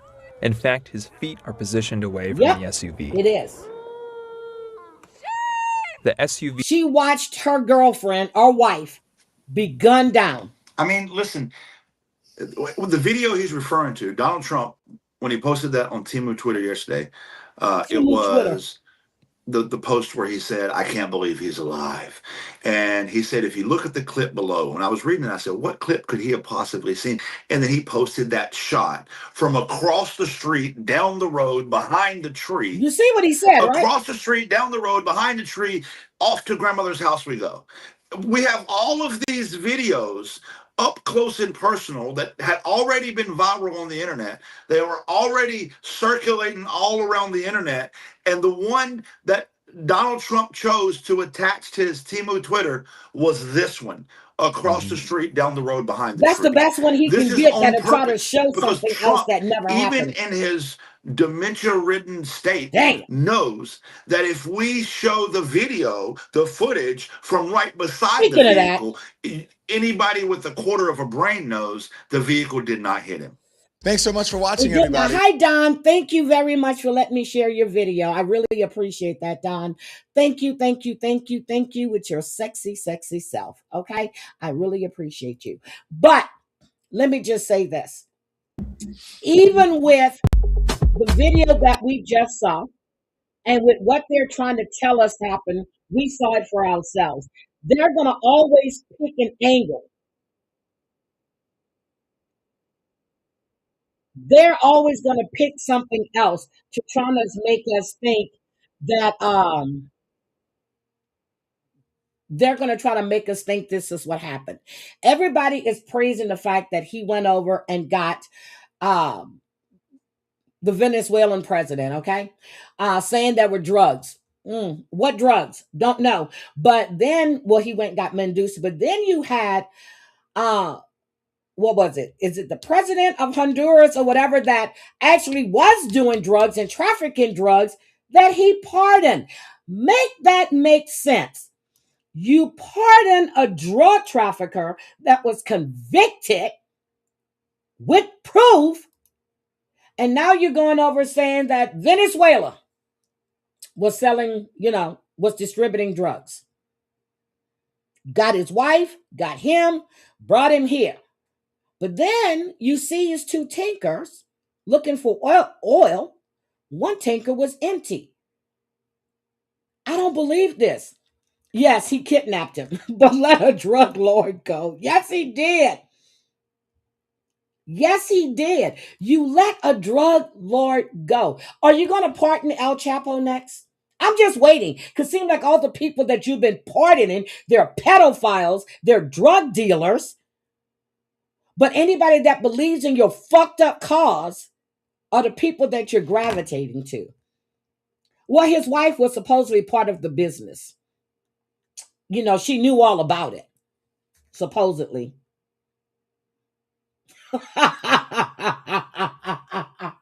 We want someone to come get. Nobody wants him. I told you guys he's the fat kid that was sitting in a sandbox that nobody wanted to play with his diaper wearing ass. I'm so sorry, but this shit makes no sense to me. Yeah, Maduro. Damn. They said his wife was a part of it and she knew all about it.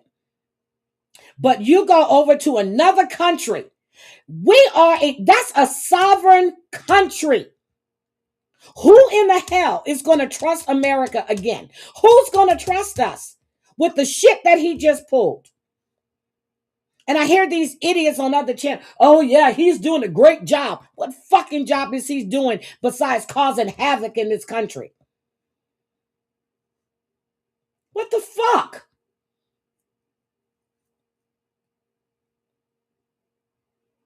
You're not making. America was already great. Yeah, we had some issues. He's blessed by who? Girl, God don't know him.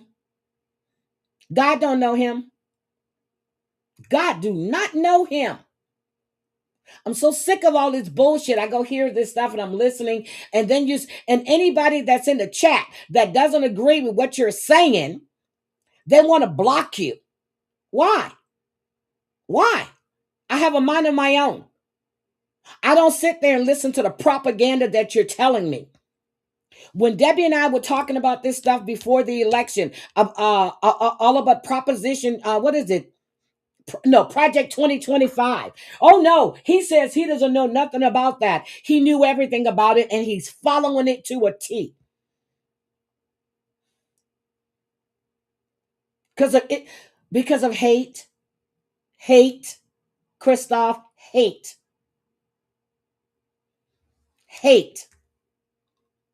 He's so godly, but pronounced Corinthians. He pronounces a lot of shit incorrectly.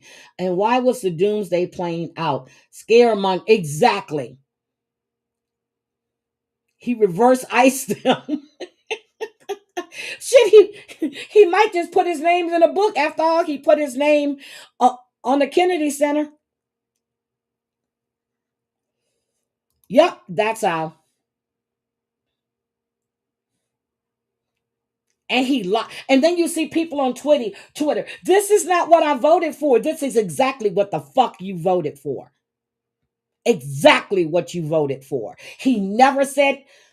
Nobody actually paid attention to the bullshit he was saying when he was going to these campaign rallies. Really?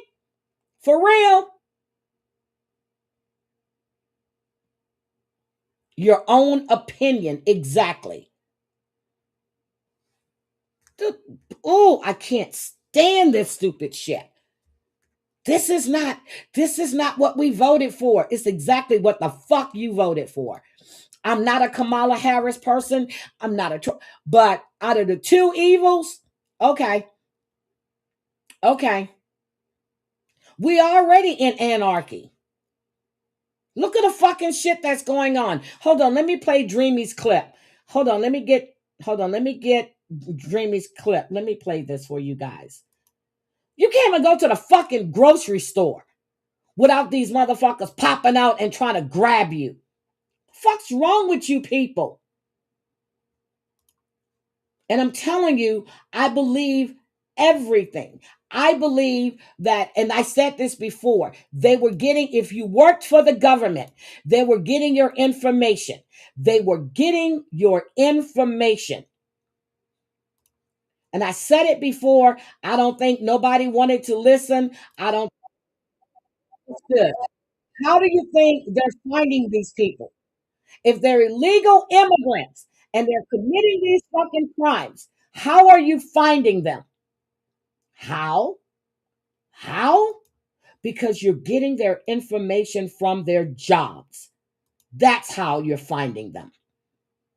That's exactly how.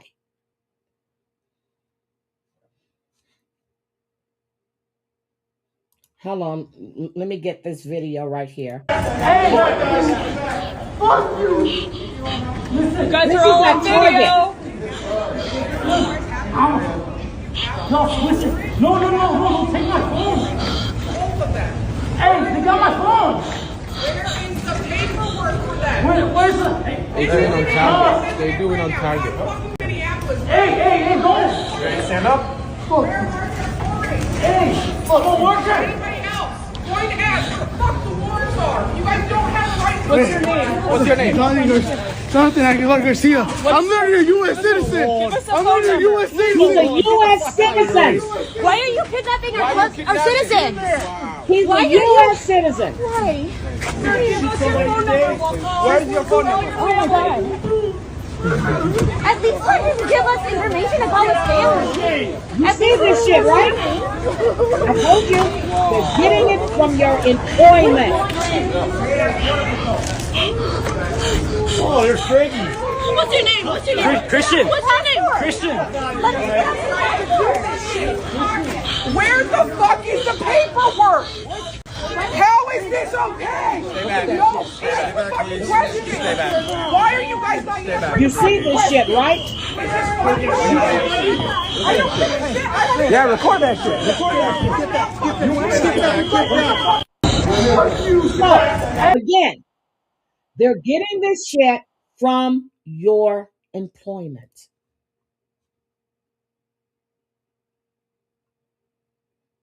That's true too, Belvedere. I'll give you that.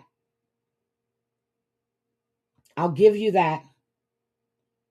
I'll give you that. That's true. You play stupid games, you're going to get stupid prizes. You've been here long enough, you should be able to get your citizenship. But you're saying that you were going to deport criminals. Criminals is what he said. Okay. You found one in Portland. This is crazy. Hi, Susie. It absolutely is. Carney is meeting with Beijing again next week.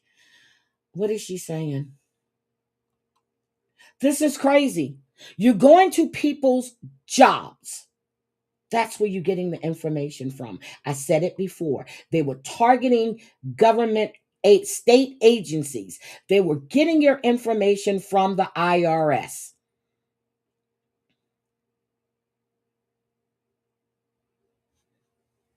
Wait a minute. What is Mari? What's going on? What's going on? I'm just saying, this shit is crazy. It's sad. It's crazy. But this is what you're doing.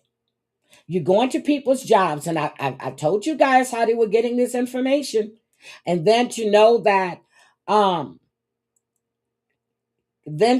that you're selling people's information to ICE is crazy. I just can't. So again, I want to talk about this. I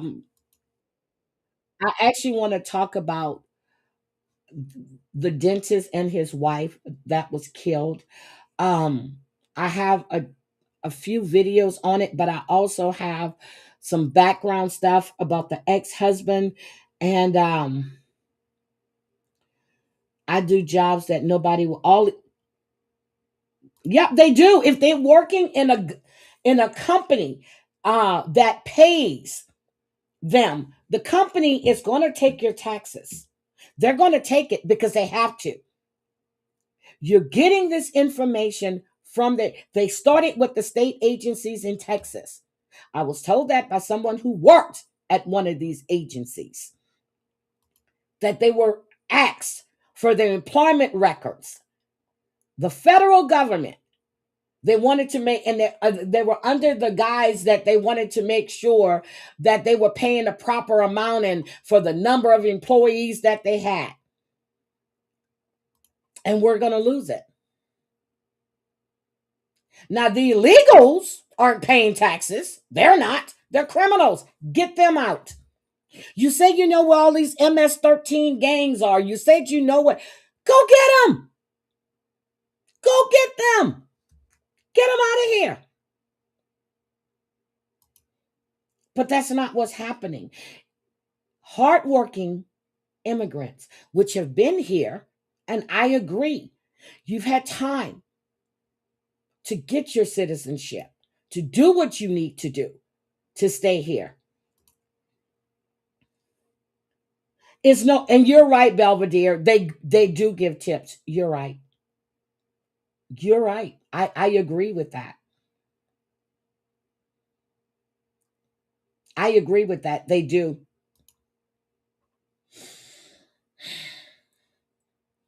But after the shooting and then the second shooting, and I'm thinking this is just what we've heard that has made the national news. I'm serious. That's why I go to TikTok, because they have films. I mean, people are out there with their cameras. They will record you before they call 911 for help. They will watch you get robbed and beat down and film it before they call 911. Everybody got their phones out. Everybody is recording. Everybody.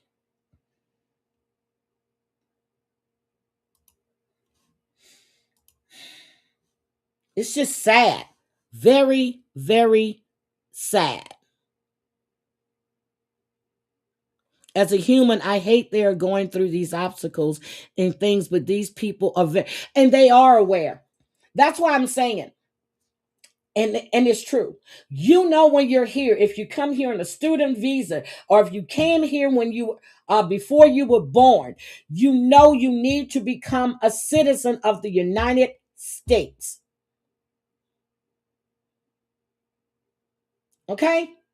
Period. You need to be a citizen of the United States. You look at all these people that are paying these taxes that will not be able to benefit from it when they retire because you're not legal.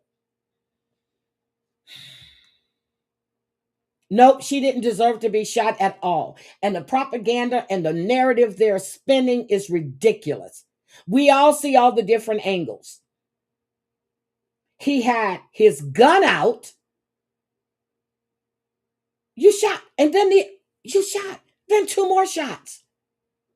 That woman wasn't doing anything to you.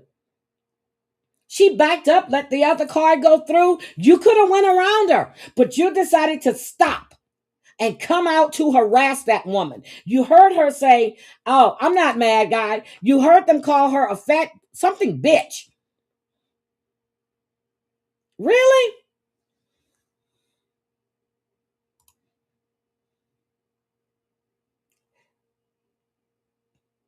Well, that's true. See, I see all sides of the coins, Mike. I do. It's like you do a police stop, okay? You get stopped by the police, okay? Just comply.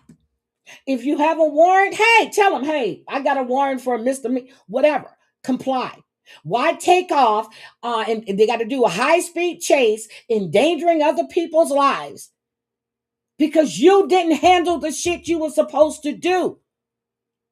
You knew you had a warrant. But you did not handle the shit you were supposed to handle. And that's why I'm agreeing with you, Mike. I just don't see one side. I don't. But under the thing with Renee Nicole Good, that shooting should have never happened. They didn't follow, not they, Jonathan Ross did not follow their own process and procedures or their operation. They did not. He did not follow what he was supposed to be doing. Did not follow it. So, oh my God. There is so much.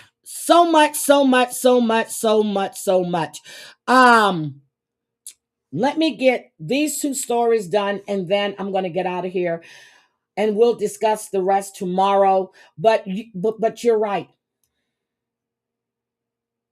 And they're out of control. Now you're wearing these masks. I don't give a fuck they wear a mask or not. I really don't care. But I think they believe they're Navy SEALs, you know, or undercover. Well, they basically are undercover cops. Well, they're not even cops. So let's I wanted to do a follow-up on this one real quick. Oh God. Now, you remember the guy that was caught with the 11-year-old boy, right? That he had kidnapped, and he was allegedly planning on Can. Well, he was denied bond. Let's take a look at this. And accused of kidnapping an 11-year-old earlier this week will not be released on bond. WESH 2's Spencer Tracy shares the disturbing details from what started as a traffic stop. PMR is on fire today.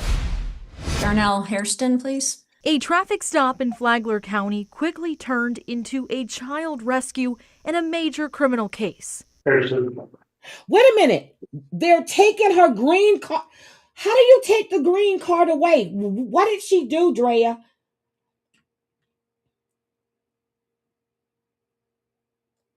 How are they taking her green card away? I'm confused.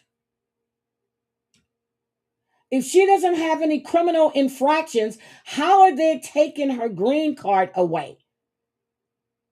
You got to explain that to me.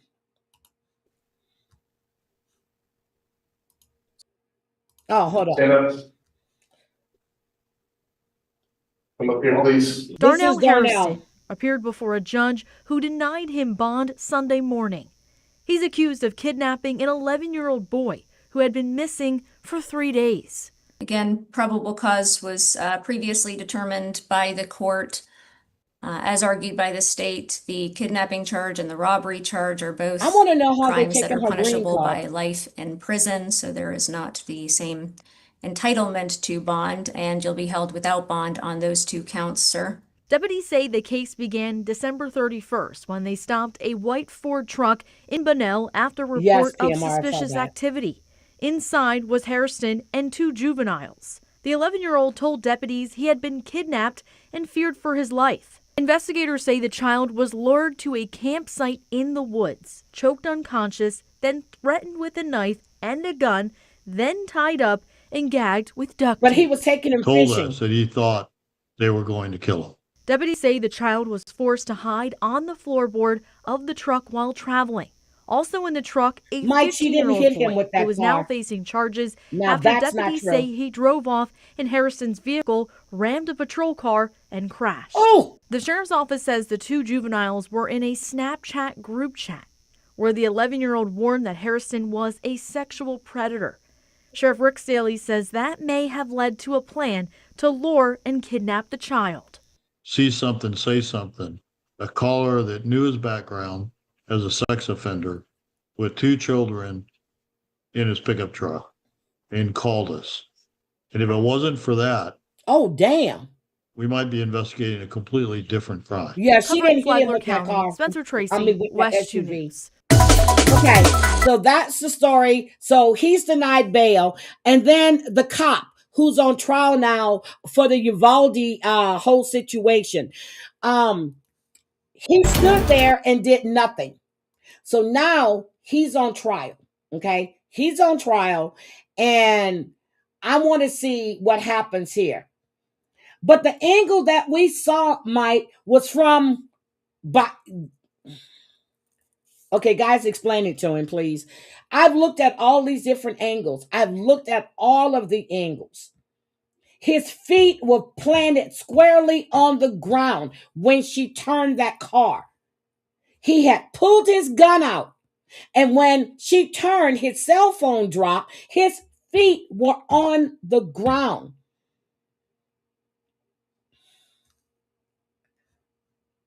So I'm just confused.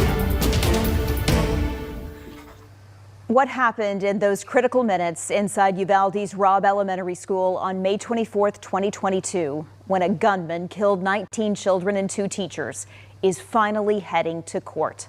On trial is former Uvalde Schools police officer Adrian Gonzalez, one of 2 officers charged with endangering the very children they swore to protect. After a change in venue, the trial begins in Corpus Christi tomorrow. Tonight, senior investigative reporter Tanya Eiserer breaks down what Gonzalez did and didn't do that day. Adrian Gonzalez faces 29 counts of abandoning or endangering a child, 19 for the children who were killed and 10 for those who were wounded. He is the first police officer in the state of Texas to be tried under the statute for allegedly failing to take action.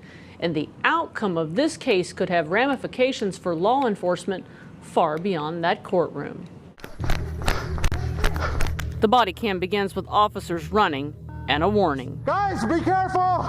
He might be in that building! Several minutes later, a gunman armed with a long rifle had stepped into Uvalde's Robb Elementary. Shots fired inside the building, Uvalde! Uvalde Schools police officer Adrian Gonzalez and other officers enter through the south side of the school. 77 minutes would pass from the time officers arrived on scene until tactical units finally moved in and killed the gunman. What Gonzalez did, or failed to do during those 77 minutes, is now at the heart of a 29-count indictment. Prosecutors allege that after hearing gunshots and being advised of the general location of the shooter, he failed to engage, distract, or delay the shooter, and that he failed to attempt to follow his active shooter training by advancing toward the gunman. Look at him! Watching the video and knowing everything that I know about the incident, you know, clearly Uvalde failed at the most basic level of an active shooter response, which is to go and eliminate the threat immediately. Jurors will now have to decide whether those failures weren't just missteps, but criminal acts. Do we think he failed? Mike Howard is a Dallas criminal defense attorney and former public defender. If I'm the prosecutor, he's standing outside. I'm going to say, well, his inaction placed them, in danger. But do you criminalize that? That's right. I'm the defense. Where I'm going to argue is falling short of the mark is not a crime. Even being a coward is not a crime. It's June 15th, 2022. ABC News obtained an audio recording of a call an investigator made to Gonzalez 22 days after the massacre. Dialing the number at this time. A call that offers a window into his actions and state of mind. When you responded to the school, what did you understand you were responding to as far as the shooting? When I first responded, it was in reference to the Uvalde Police Department traffic of an accident. Then the call came out that the suspect was running with the gun towards the school, so that's why I initiated. Yep, she did have it in reverse, and then she put it in drive. You're right about that. Over there. Okay. Because now he was on school property. Were you ever told that it was an active shooter? No. Okay. Were you ever told that it was a barricaded subject? No, sir. The defense is really going to put yourself in Officer Gonzalez's shoes. When he arrives, what does he know? What does he not know? According to Gonzalez, after entering the building and hearing gunshots, he attempted to call for a tactical team, but his radio had no reception inside the building. So I stepped out and never went back into that hallway. Did you know that there was children still alive inside the rooms? No, sir. Here's Gonzalez positioned at the corner of the building, talking to the Uvalde police sergeant wearing the body camera, telling him what he saw when he first got there. I saw a teacher on the ground and I thought she had tackled somebody. So when I came up, she was by her side. I saw her running in a cloud of dust. I thought she tackled somebody. Here he is just minutes before police stormed the classroom and killed the gunman. You want to start getting kids out? I can start jumping. Cover them. Go, run over there. A critical incident review found that from about 11:38 a.m. until 12:47 p.m., close to the time law enforcement made entry, the gunman was wrongly described as barricaded or contained at least 26 times. This was clearly not a barricaded person. James Hawthorne served as the chief of a North Texas school district for 9 years until recently retiring. You have the duty to respond, to act, and try to eliminate the threat because, again, lives are at risk.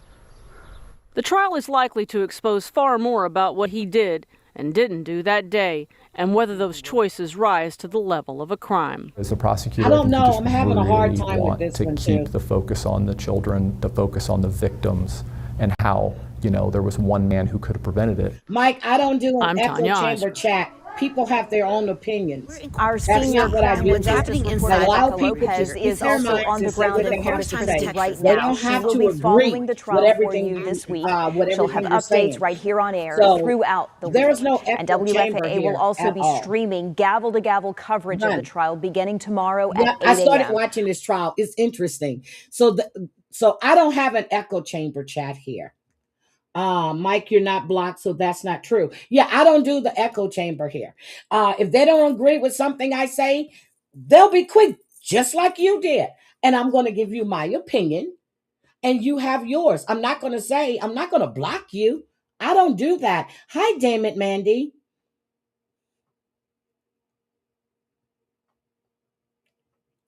No, it's not your fault, Drea. But no, there's no echo chamber here. That's not the kind of channel that I have. Not at all. Oh, okay. But people have their opinion, sweetie. Isn't this the cop that hit? What? Yes. Yep, communication is not argumentative. Yes, that's the cop that hit. That's the trial that I'm watching right now, damn it, Mandy. How are you? Have you been eating any more steaks and barbecue? I got to come to Texas. Well, I am coming to Texas next month. So, always great to see you. Miss you, Mandy. I caught Eric Foss live. He was live, but he was ending, so I replayed it a little bit. I've been trying to keep up with the stuff that's going on over there, and this shit is crazy. I try to be, Ann. I really do. But you know, they call me the moral police. I don't know where that came from because not and what was the other one they used to call me? I forgot what it was, but never said I was the moral police at all. Look, we moved on in the discussion. But again, I'm watching that Uvalde school shooting, and if you guys aren't watching it, it's on Court TV. It's quite interesting. I'm finding it really interesting. But tomorrow morning, we're going to talk about the dentist in Columbus, Ohio, and his wife that was killed and what was going on in that neighborhood like a couple of weeks before.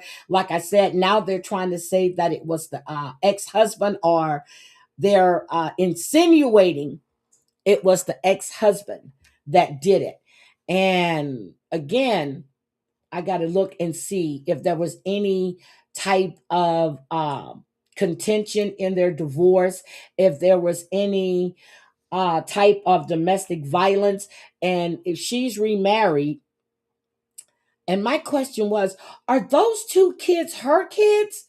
And if she was trying to hold these kids, so that's why I have to go back and look. Thank you for coming in, Mike, and you're more than welcome to come into the chat. And I do appreciate the fact that everybody was being respectful with their arguments and with how they feel, and that's what I like. Oh my God, damn it, Mandy. This happened a couple of weeks ago. A dentist and his wife were shot dead in their home. The two kids and the dog was left untouched. And shit, hold on a second. Hold on. Let's just look at the little video real quick. But again, I haven't did a whole lot. And the man that broke into the grave sites and they found him with 100 human skulls. That shit is sick as well. This is so much going on. Like I said, there's so much going on. Let's take a quick look at this real quick. Okay, hold on. Let me grab this. Since damn it, Mandy doesn't know about this, which we're going to discuss more of that tomorrow, because I still have some more digging to do.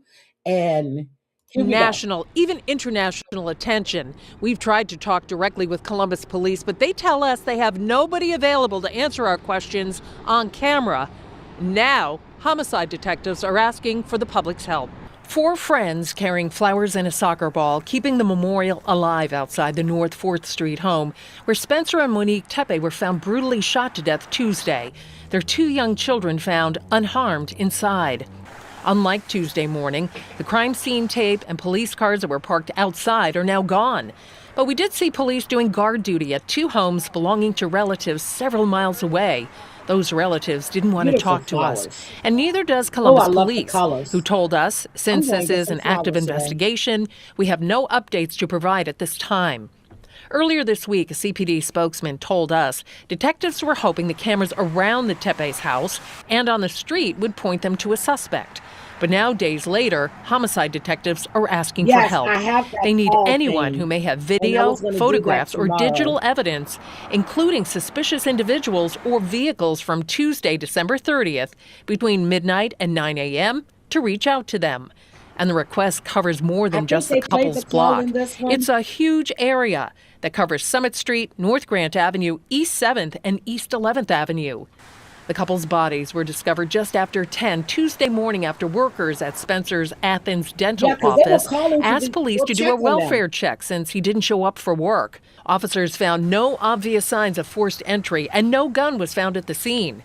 The Tepe's children, ages 4 and 1, are now in the care of relatives. On your side, Terry Sullivan, ABC 6 News. In just the last couple of hours, we received a statement from the family of Spencer and Monique Tepe. Rodney Dunnigan is here. Rodney, they are absolutely devastated by all of this. Jessica and Mike, they're calling this situation senseless and tragic. They say the couple were extraordinary people whose lives were filled with love, joy, and a deep connection to others. We're getting a better look at who Spencer and Monique Tepe were. Their family sending us a lengthy statement. They called Spencer a devoted and proud father, a loving partner, and a friend to everyone he met. They say he was warm, intelligent, and endlessly welcoming. Spencer was an OSU graduate, member of the American Dental Association, and fluent in Spanish. Their family says he was deeply committed to serving others, giving back through big brothers, big sisters. Sports was also a big part of Spencer's life, being a huge fan of the Bengals and, of course, the Buckeyes. They go on to describe Monique as a loving, patient, and joyful mother whose warmth defined her. She had a background in childhood education. Oh my God. Monique I get was chills also every time a baker. I look at Mr. and Mrs. Tepe. Their family shared this video from their wedding. They also say Spencer and Monique shared a beautiful, strong, and deeply happy relationship. They loved to travel. They were proud parents of their 2 children and their beloved golden doodle. And they go on to say that they're heartbroken beyond words and no outcome can ever undo this loss. They say they're committed to seeing this tragedy fully and fairly brought to justice and honoring Spencer and Monique by protecting the future of the children they love so deeply. Reporting live in studio tonight, Rodney Dunnigan. They have a video of the guy walking Spencer Tepe worked at the Atkins. Now with a major update in the stunning murders of an Ohio dentist and his wife. The two found dead in their home last week while their children were in another room. Tonight, police in Columbus releasing this surveillance video. Take a close look. They say that shows a person of interest in the case. I want to get right over to NBC's George Solis, who's been following this one for us tonight. George, he doesn't what look more do like we know he's in about a what hurry, police say does this it? video shows? And we're also hearing from the coroner in this case. Yeah, that's right, Tom. Authorities in Columbus, Ohio, just releasing this surveillance video of an individual they describe as a person of interest in the murder of Spencer and Monique Tepe. Now, police says the video shows this person of interest walking in an alley near the Tepe residence around the same time frame the couple was murdered back on December 30th between 2 and 5 a.m. That's important because that window was narrowed down from the original midnight to 9 a.m. Hold on, time I frame. gotta pull Now, according that to investigators, the couple call. was found I shot to have death it in their in my home during a save folder. welfare check Hold on. after Spencer's coworkers said he didn't show up for work. The family confirming to NBC News their 1- and 4-year-old was found unharmed in another room in the home. Now, according to NBC Chicago tonight, the coroner's office said the pair died from an apparent homicide but gunshot wounds, but that a final determination has not been made. Authorities say they found 3 spent 9mm casings at the scene and no signs of forced entry. Now, this new video, Tom, comes as police has urged the community for any information, including video, and with little details to go on. The case has been a deepening and disturbing mystery. The couple who had been married at the same home described as great people and amazing parents. A memorial of flowers has also been growing outside the couple's home. We thank you for watching, and remember, stay updated on breaking news and top stories on the NBC News app Hold on a or second. watch live on our YouTube channel. Hold on. Was it a home in I Flagler think I County? found- Hold on. I think I found the one that I wanted. There are 2 different ones, but I think this is the one that I wanted. So hold on. Let me share my screen again. I think this is the one that I wanted. I think this is the one. I have 2 different videos. 107. Yes, I would like to There was a woman ask called for too. a wellness check on an individual at their home. This individual, Spencer, works with me, and he did not show up to work this morning, and we cannot get a hold of him or his family. He is always on time, and he would contact us if there is any issues whatsoever. And I just don't know how else to say this. Like, we're very, very concerned because this is very out of character. And we can't get in touch with his wife, which is probably the more concerning thing. Okay, we will send somebody over as soon as we have an officer available. Okay, what's the emergency there, police or medical? Maybe both, I guess. I don't know. I'm kind of doing the We already wellness. had a call out there. They knocked on the front door and back door multiple times, and there was no answer. Yeah, no answer. I can hear kids inside, and I swear I think I heard one yell, but we can't get in. What's the emergency there? Our boss did not report for work. We haven't been able to get a hold of him for 3 hours. We are on site, and we can hear Okay, kids I inside. just talked to somebody there. Do you hear this do you hear this operator? I just talked to somebody there. The fuck? Okay, I'm just making sure somebody called. What's changed since the last person I talked to? Oh my God. There's a body. There's a body inside? Yeah. Okay, hold on 1 second. Let me get you on the line with the medic, okay? Stay on the line. He appears dead. There's blood. He's laying next to his bed, off of his bed, and there's blood. I can't get closer to see more than that. You can tell he's obviously not breathing or anything. Yeah.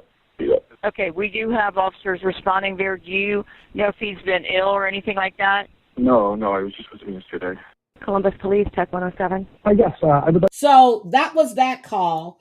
And where was the other one? Hold on. I had it in the folder. Shit. This isn't the one. Hold on. Is this the one? Hello? Hi, this is 911. We just got a hang-up call. Is everything okay? Yeah, I'm sorry. I'm okay. Are you sure? Yeah, I'm okay. Sorry. Okay, well, So the family was saying that wasn't their, the family says that wasn't her voice. That wasn't, I think this is the one. The family is saying that is not her voice. So we would definitely be discussing that tomorrow. So they're trying to say the ex-husband. I think it's a female because he was shot multiple times. She was shot once. That female that was crying that called 911 and then hung up and they called back. The family is saying that was not her voice. So my question is, whose voice was it? Who was in that home? Yep, that's the one. Yep, that's the one I'm talking about. Okay, let's just listen to that one. And yeah, let's just listen to that one because that's the one. Okay, hold on. Let me play it. Look, you're crying. Do you need police, paramedics, or anything? No, I'm okay. I promise. I'm just emotional. That is newly discovered Yeah, audio that's of a not 911 call from the home of Spencer and Monique Tepe from April. This call was placed months before this couple was found dead on December 30th in their home in Columbus, Ohio. Police are still searching for a killer. What we're learning about this 911 call, who potentially made it, and what could it mean for solving this case? We're on the case, presented by Law and Crime. I'm Chris Stewart.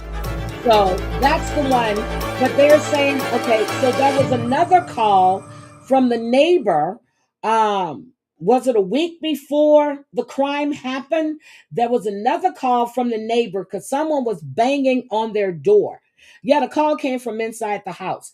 So let me finish doing what I need to do because I want to make sure I get the timeline and everything down. I will be discussing this tomorrow morning. What else is there? I think that's it. Well, that's not. That's all I want to talk about right now because we get more into other stuff. And did that call?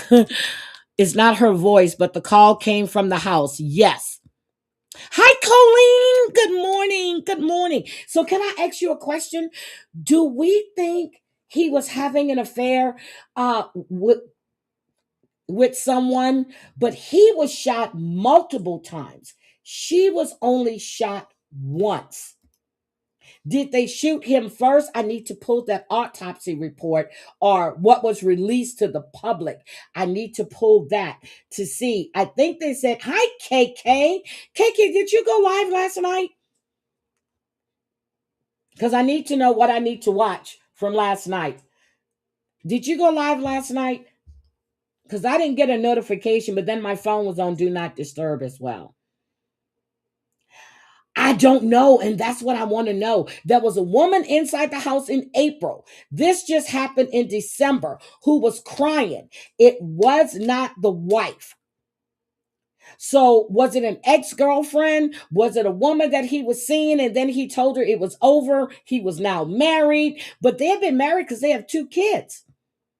Oh, you're off for the weekend. Okay. So are you going to, okay, so you're not going live at all this weekend? Sophie hasn't been live. You haven't been live. I'm glad George has been live. I'm enjoying E11's live, but that AI shit is just driving. I'm like, E11, you are playing with fire. I don't know if Brooke's gonna go live today or not.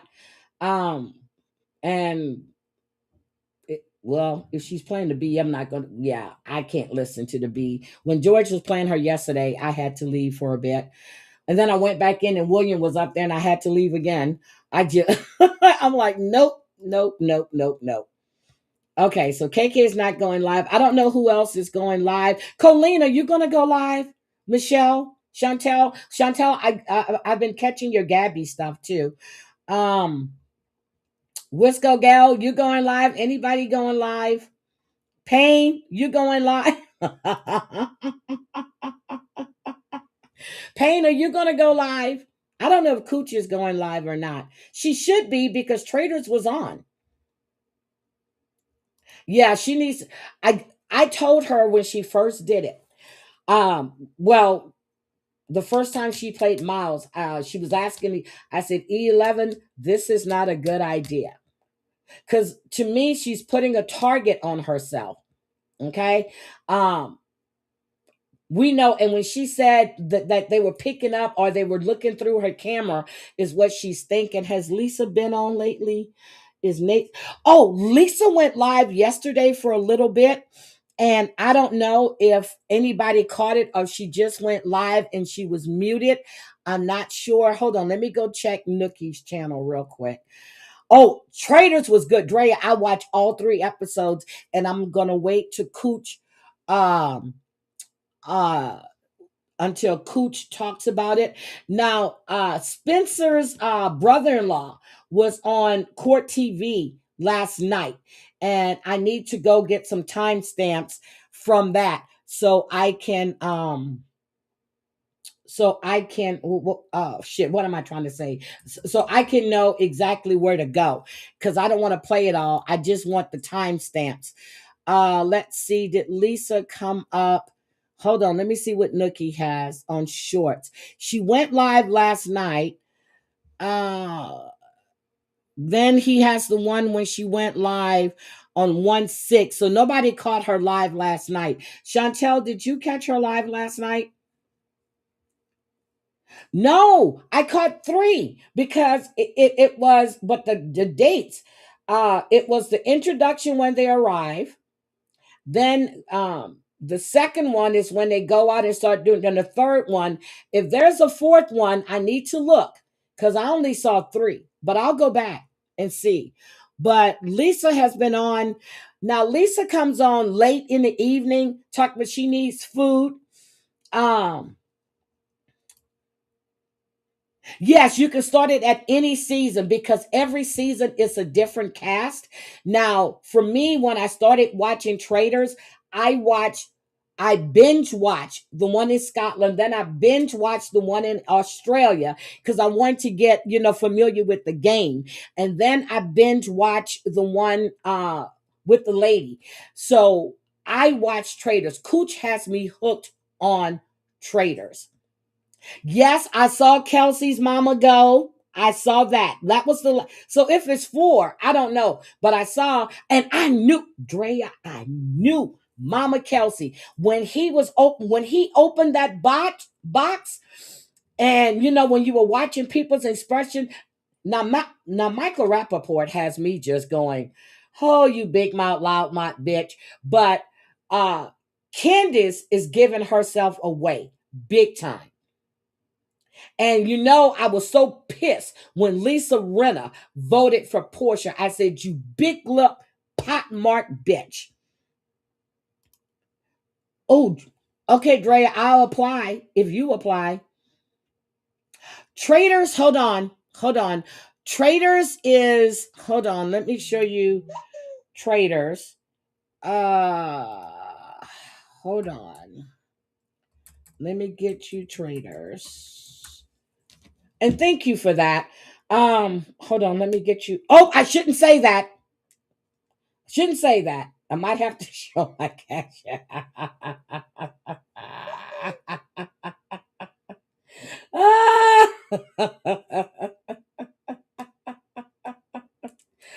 Oh,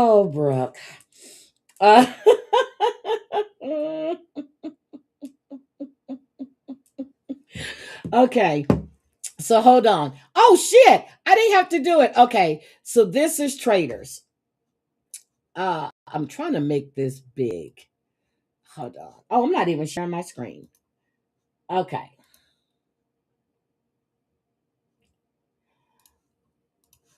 This is Traders. It's a game. So you have faithfuls and you have traders. Normally you have 3 to 4 traders per game. And this is on Peacock. And this is the cast. Is this year's cast? Yes. This is the cast this year. You got Mommy Kelsey. You got ugly fucking Lisa Renner. You have Jam Jam. You have Candace. You have Dorinda. You had Portia. She is from Big Brother. I got to get all the names down. Michael Rappaport. He is from RuPaul. This is what's his name? Don? No, he's a comedian. I like him. He's the figure skater. She's a figure skater. You have from the Caroline from the Real Housewives of Dubai, and this is my man right here, Alan. I love me some Alan. I like her too. I forgot her name. I got to get all their names down. But this is Traders. It's really, really good. Yeah, you knew he was gonna pick Lisa. I wanna go to the Isle of Skye in Scotland and go and drink Talisker. Because I am Scottish on my grandpa's side. My great grandma immigrated from there. I want to go to Ireland. Oh my God, yes. Drea, I think we need to go on Traders, but it is a really good show. Really, really good. What I can't stand now is that I started watching it, so now I gotta wait for every week. But if you want to get up with the game, watch last season. And then you'll be waiting for this one. So I am really enjoying it. And Monet the Money, I think that's the guy's name from RuPaul. So where is he at? Here. That's the guy from RuPaul. But it's good. I'm enjoying it. I am really, really enjoying this season so far. I can't stand Lisa Renner. I'm kind of waiting for Dorinda to make everything nice. But this is a good cast. And this is Travis Kelce's mom. So she was there. So as a matter of fact, Drea, are the faithfuls and the traders the traders, at the beginning of the show, they go to the round table and he walks around the table, and if he touches your shoulder, then you are a traitor. So he interviews everyone. Yep, Carolyn Stansberry is on it. He interviews everyone to see who wanted to be a traitor, and then he makes a decision after he interviews these people. But you get different glimpses of people that he's interviewed, but they don't always show all of them. So then they go to the round table. He's walking around the table, and he just takes his hand and he hits you on the shoulder, and that's how he selects his traders. But I can't stand Lisa Renner, and I was looking at her face. She's got pot marks all in her face. I can't stand that woman. And she keeps every show she's on, she brings up Harry Hamlin's name. Who gives a fuck about Harry Hamlin? Okay, nobody cares about Harry Hamlin. Nobody. He don't even care about you. Okay? So, again, Cooch will be covering Traders. Anybody has Cooch's channel, please drop it.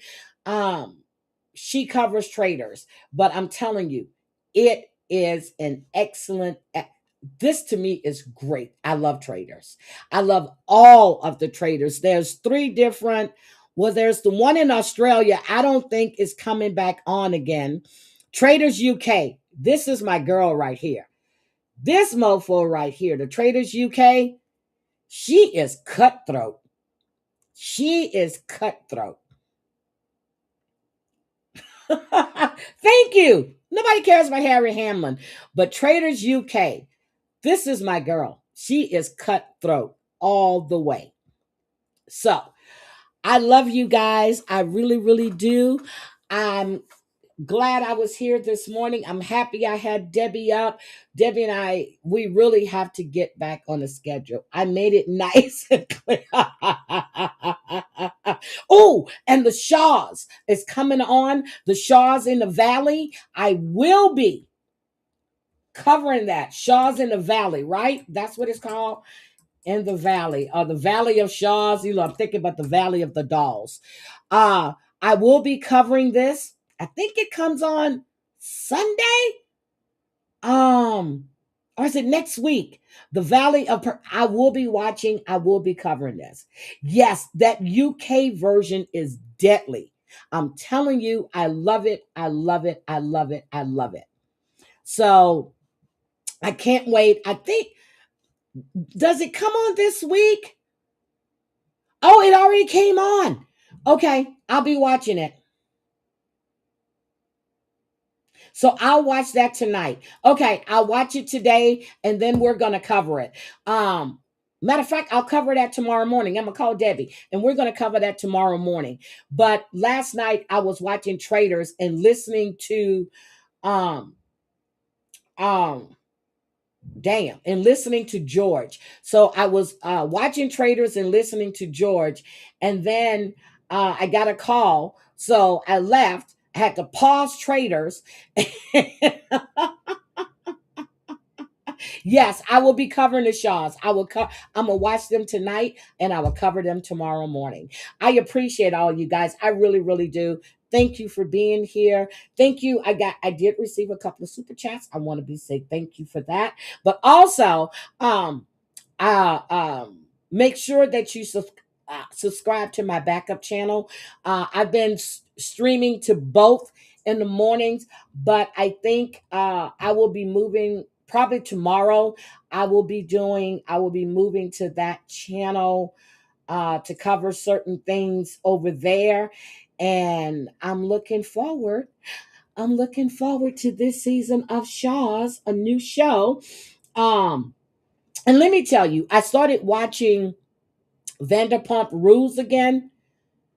I feel like I'm looking at the old cast. It's just different people. Oh my God, I love Reza. I love you too, Michelle. I love Reza. I will see, and Gigi is there, and we're gonna hear about oh my God, what's his name? Mike and whatever. So we're gonna see about that. Do I have a link for what, sweetie? What do you want a link for? Let's see. Oh, for my other channel. It's on my community tab, damn it, Mandy. It's on my community tab. I need to start just posting it here. It's on my community tab. So, hold on a second. Let me see. No, it's not going to let me switch accounts right now, but it's on my community tab. Yes, so I've been watching the new episodes, and I see James. Thank you. So I see the other guy that has the drinking problem. I see James. I see Sheena. I see Kristen. Even though it's a whole new cast.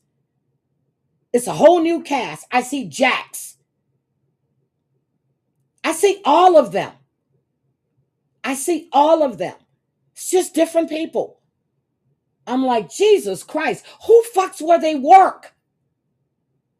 Slobbering down everybody. Jesus Christ. I made that mistake once. I'm married. I played where I worked and married it. And then I had to move away from that job. But yes, and the bad thing was I was actually his boss. Anyway, but back then, they didn't look at stuff like that. But yeah, you don't play where you work. Thank you, damn it, Mandy. And I don't think I have any mods on that channel yet, besides myself. Raleigh made me a mod on his TikTok when he was on late. Really? Hi, Wise Black Owl. Welcome. I didn't know Raleigh was. I'm not getting TikTok notifications. Okay, so, well, I've been a mod on Riley. So, okay, I'll have to go check out his live from this morning. But I'm going to wait for Lexa to call me when she finishes. Yes, it's the same people. I mean, it's the same storylines, but it's different people. Okay?